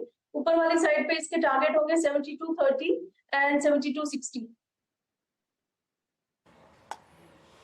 आशीष जी, आप कुछ पिक करेंगे या फिर एलएनटी मान लूं? नहीं, एलएनटी तो बिल्कुल मान ही लीजिए वीरेंद्र, बहुत ही अच्छा लग रहा है। इनफैक्ट जहां से हम बात कर रहे हैं अच्छा स्टेबिलिटी स्टॉक दे रहा है तो अच्छा लगता है। बट मैं अनुज की बात से पूरी तरह से सहमत हूँ, और हमारा भी यही व्यू है कि कहीं ना कहीं आईटी में बेस बिल्डिंग शुरू हो चुकी है, और खास तौर पर जो थोड़े से सेकेंड रन नेम्स है वहां पर पे बहुत अच्छी स्ट्रेंथ देखने को मिल रही है। तो जो लार्ज कैप है वहां शायद हो सकता है पहला थोड़ा सा साइडवेज रहे, बट खास तौर पे स्टॉक्स जैसे कि कोफोर्ज हो गए, LTTS, LTI, माइंडट्री, परसिस्टेंट जैसे स्टॉक्स है, इनमें काफी अच्छी एक स्ट्रेंथ दिख रही है। तो इन स्टॉक्स के अंदर एक पॉजिटिव रुझान के साथ रहना चाहिए। और इसमें हम कोफोर्ज के ऊपर काफी ध्यान है। कोफोर्ज हमने अभी ऑफ लेट पोर्टफोलियो के अंदर में भी पोजीशनिंग बनाई है। परसिस्टेंट तो हम पहले ही काफी समय से ओन करते हैं, LTTS भी हम काफी समय से रखते हैं। तो ये स्टॉक्स है जो मुझे लगता है एक मीडियम टर्म की नजर से बहुत स्ट्रॉन्ग बेस बनाकर हम यहाँ से निकलने की तैयारी कर सकते हैं। ओके, ठीक है। कोफोर्ज आज सुबह भी ये मेंशन हुआ था स्टॉक का। मानस आप क्या कैरी कर रहे हैं? देखिए, इंडसइंड बैंक लेके जाएंगे। इंडसइंड बैंक के पैटर्न देखेंगे तो यहाँ पर हमें कंसोलिडेशन के बाद आज एक फ्रेश ब्रेकआउट देखने को मिला है। स्टॉक हमें 20-डे मूविंग एवरेज के ऊपर ट्रेड कर रहा है, तो इंडसइंड बैंक के फ्यूचर में खरीदारी करनी चाहिए। स्टॉप लॉसेस 1419 1419 के स्टॉप लॉस रहेंगे और 1465 के टारगेट सेट कर सकते हैं इंडसइंड बैंक के फ्यूचर में। Okay, IndusInd bank futures plus है। मेरे ख्याल से BTST का क्रम जो है यहाँ से वो पूरा हो चुका है। सारी कॉल्स आपकी स्क्रीन पे हैं और नहीं, रुचित की ट्रेड बाकी है अभी। रुचित, आपका ट्रेड क्या रहेगा? प्रधान लेके जाने की सलाह दूंगा। सो प्राइमरली आज देखेंगे तो ड्यूरिंग द मिड डे लगभग 12:30 1 बजे के आसपास एक बड़ी स्पाइक स्टॉक में आई थी जिसमें काफी अच्छे वॉल्यूम्स होते। उसके बाद थ्रू आउट द डे बाकी लास्ट 2 घंटे से स्टॉक ने अपना अपमूव सस्टेन रखा है। कॉल ऑप्शंस में अच्छी बाइंग दिख रही है 760 के ऑप्शन में, और लॉन्ग बिल्डअप फ्यूचर्स में भी हुए। तो 738 के स्टॉप लॉस से कैनफिन होम लेके जाए 770 के अराउंड के टारगेट्स के लिए। ओके, कैनफिन होम्स, ये शिल्पा जी ने भी इसकी कॉल ली थी और अब रुचित भी यहाँ पर एक व्यू लेके चल रहे हैं कि पॉजिटिव रहेगा यहाँ पर। अच्छा, अब इस क्लोज को समझते हैं। देखिए, एक बहुत इंटरेस्टिंग चीज़ है, मैं देख रहा हूँ एक बार फॉरेन मार्केट्स, डाउ फ्यूचर्स इस समय 170 पॉइंट ऊपर, ठीक है ना, हाँ 180 पॉइंट ऊपर डाउ फ्यूचर्स इस समय, और यूरोपियन मार्केट सारी ऊपर। फिर हमारी मार्केट क्यों वीक है? ये थोड़ा सा एक मामला जो है इंटरेस्टिंग हो सकता है। और आज हमने कल का लो बचाया है, क्या हो सकता है ये एक्सपायरी रिलेटेड प्ले हो और कल मार्केट फिर से चल जाए। यहाँ पर मैं एक चीज़ बोलूँगा बीरू, यहाँ पर अब आप शॉर्ट कैरी ना करें। आपने आज अगर शॉर्ट में पैसा बना लिया है और आपने सुबह सुबह शॉर्ट की, हमारी एक व्यू थी, अगर आपने शॉर्ट में पैसा बना लिया है, शॉर्ट कैरी ना करें इस मार्केट में। और अगर आपको करना ही है तो एक हिम्मत करके कॉन्ट्रा लॉन्ग ट्राई करें। कल गैप अप मिल सकता है मार्केट में। आज हमारा व्यू था कि शायद एक नेगेटिव ट्रेड मिल सकती है, कल मुझे लग रहा है मार्केट में एक पॉजिटिव ट्रेड मिल सकती है, क्योंकि हो सकता है मार्केट ने थोड़ा वो ICRR के उसको थोड़ा नीजक रिएक्शन दिया हो और प्लस थोड़ा सा एक्सपायरी का भी तड़का था, इसकी वजह से अब यहाँ पे शॉर्ट ना कैरी करें। अगर आपको कैरी करना है तो कॉल्स के थ्रू भले, ताकि रिस्क आपका लिमिटेड रहे, एक लॉन्ग ट्राई करें, क्योंकि हम वापस एक सपोर्ट जोन में आए और आज हमने वो लो नहीं तोड़ा है। और देखिए आपका स्टॉप लॉस क्या है, अगर आप लॉन्ग ट्रेड लेके जा रहे हैं तो आपका स्टॉप लॉस क्या है, 19467 जो कि कल का लो था उसके आसपास। तो मेरे ख्याल से यहाँ से तर्क संगत ये रहेगा कि आप एक लॉन्ग कैरी करें और कल होपफुली आपको एक गैप अप मिलेगा जिसमें आपको वो उसमें शायद निकलने का मौका मिलेगा। लेकिन थोड़ा निम्बल फुटेड रहें, बहुत बड़ी क्वांटिटी ना करें, लेकिन शॉर्ट तो बिल्कुल नहीं कैरी करना है, ये बात मैं एक क्लियरली बोल देता हूँ। मिड कैप भी अच्छी क्लोज दे रहे हैं बीरू वैसे, बस बैंक निफ्टी प्रॉब्लम है। बैंक निफ्टी अभी भी करीब करीब 340 पॉइंट नीचे। जी हाँ, बैंक निफ्टी का एक क्लोज आ रहा है आज 3 अगस्त के बाद पहली बार बिलो 50-डे एक्सपोनेंशियल मूविंग एवरेज।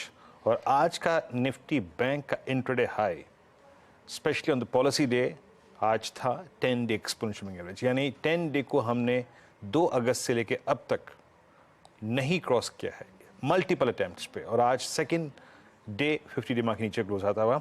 अच्छा, एक बार मार्केट ब्रेथ लेके आइए डेरिवेटिव्स में, और मोटे तौर पे आप रणनीति कल के लिए समझ ही चुके हैं अनुज के। और लॉन्ग के स्टेट्स क्या हैं, 28 लॉन्ग, मात्र 28, शॉर्ट कवरिंग 21, शॉर्ट 62 62 और लॉन्ग अनवाइंडिंग 75 पे, यानी जो चीज कैपिटलाइज करी थी पूरे दिन मार्केट्स में वो थी लॉन्ग अनवाइंडिंग। जी एंटरटेनमेंट खबर का इम्पैक्ट, NCLT से डील को गो थ्रू और करीब 13% ऊपर। स्टॉक मैक्स फाइनेंशियल्स आज का stock of the day post earnings, Axis के अपनी स्टिक बढ़ाने की खबर के बाद स्टॉक मूव आया। इंडिया सीमेंट सुबह से अगर आप देखें फर्स्ट स्टिक से स्टेबल था, स्ट्रॉन्ग था, 4.5% ऊपर। पेज इंडस्ट्रीज क्लोजिंग में जिक्र हुआ इसका। कैनफिन होम्स 2% ऊपर।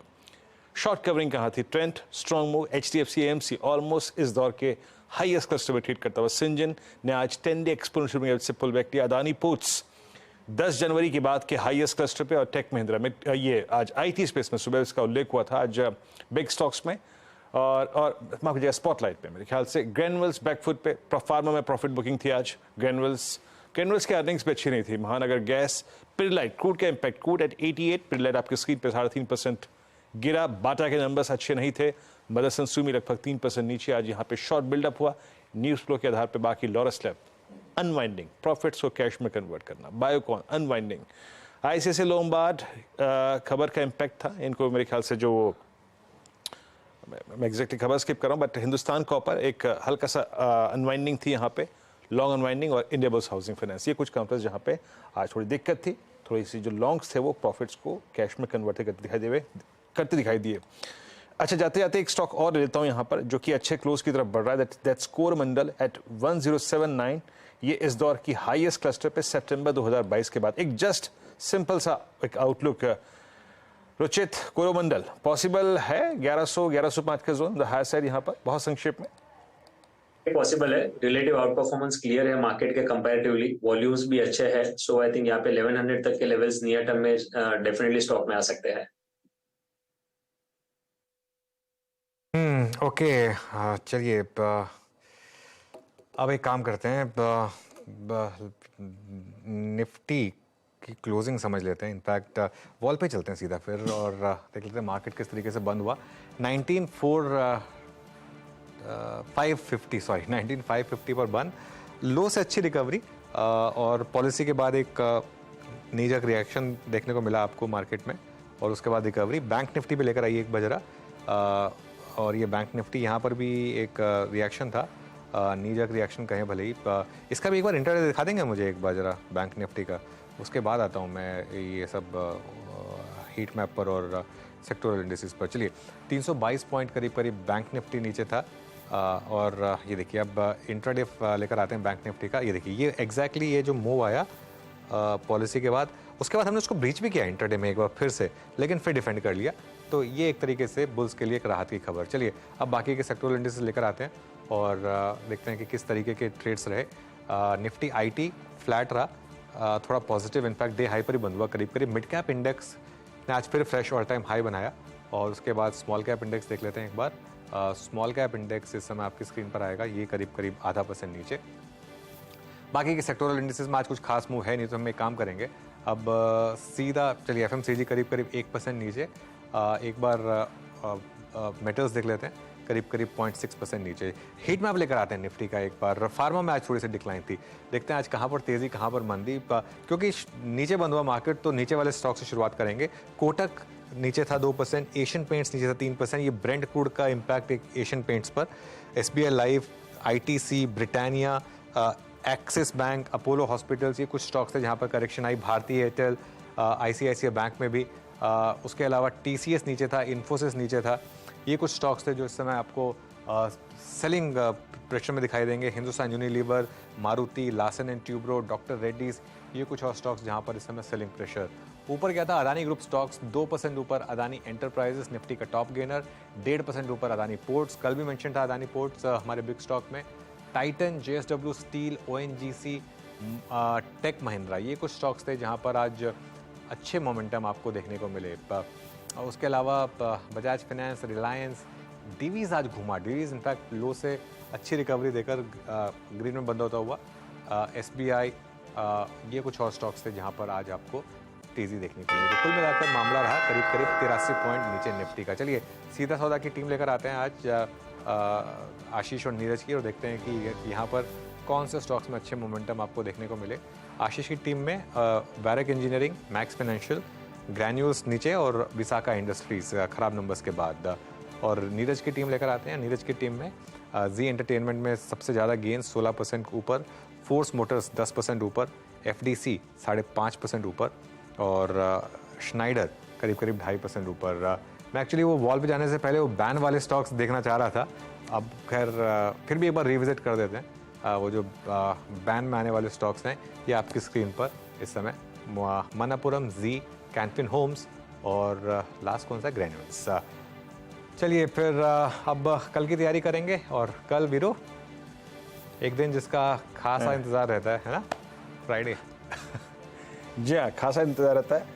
कुछ हो ना हो स्पिरिट जरूर हाई रहेगी अनुज। और शुक्र मैं नहीं हूँ कल, ध्यान रखिएगा। मैं अनुज मैं नहीं हूँ कल मैं नहीं हूँ। अच्छा, मैं बता देता हूँ अपने दर्शकों को, मैं कल नहीं हूँ क्योंकि मैं कल एक इवेंट में हूँगा और पूरा दिन मैं वहीं पर रहूँगा। तो इसके लिए मैं कल का दिन मैं ऐसे काम कर रहा हूँ, ऐसा नहीं कि मैं छुट्टी ले रहा हूँ कि कहीं किसी को ये ना लगे कि मैं फ्राइडे छुट्टी मार के और फिर लॉन्ग वीकेंड बनाने की कोशिश कर रहा हूँ 15 अगस्त वाला।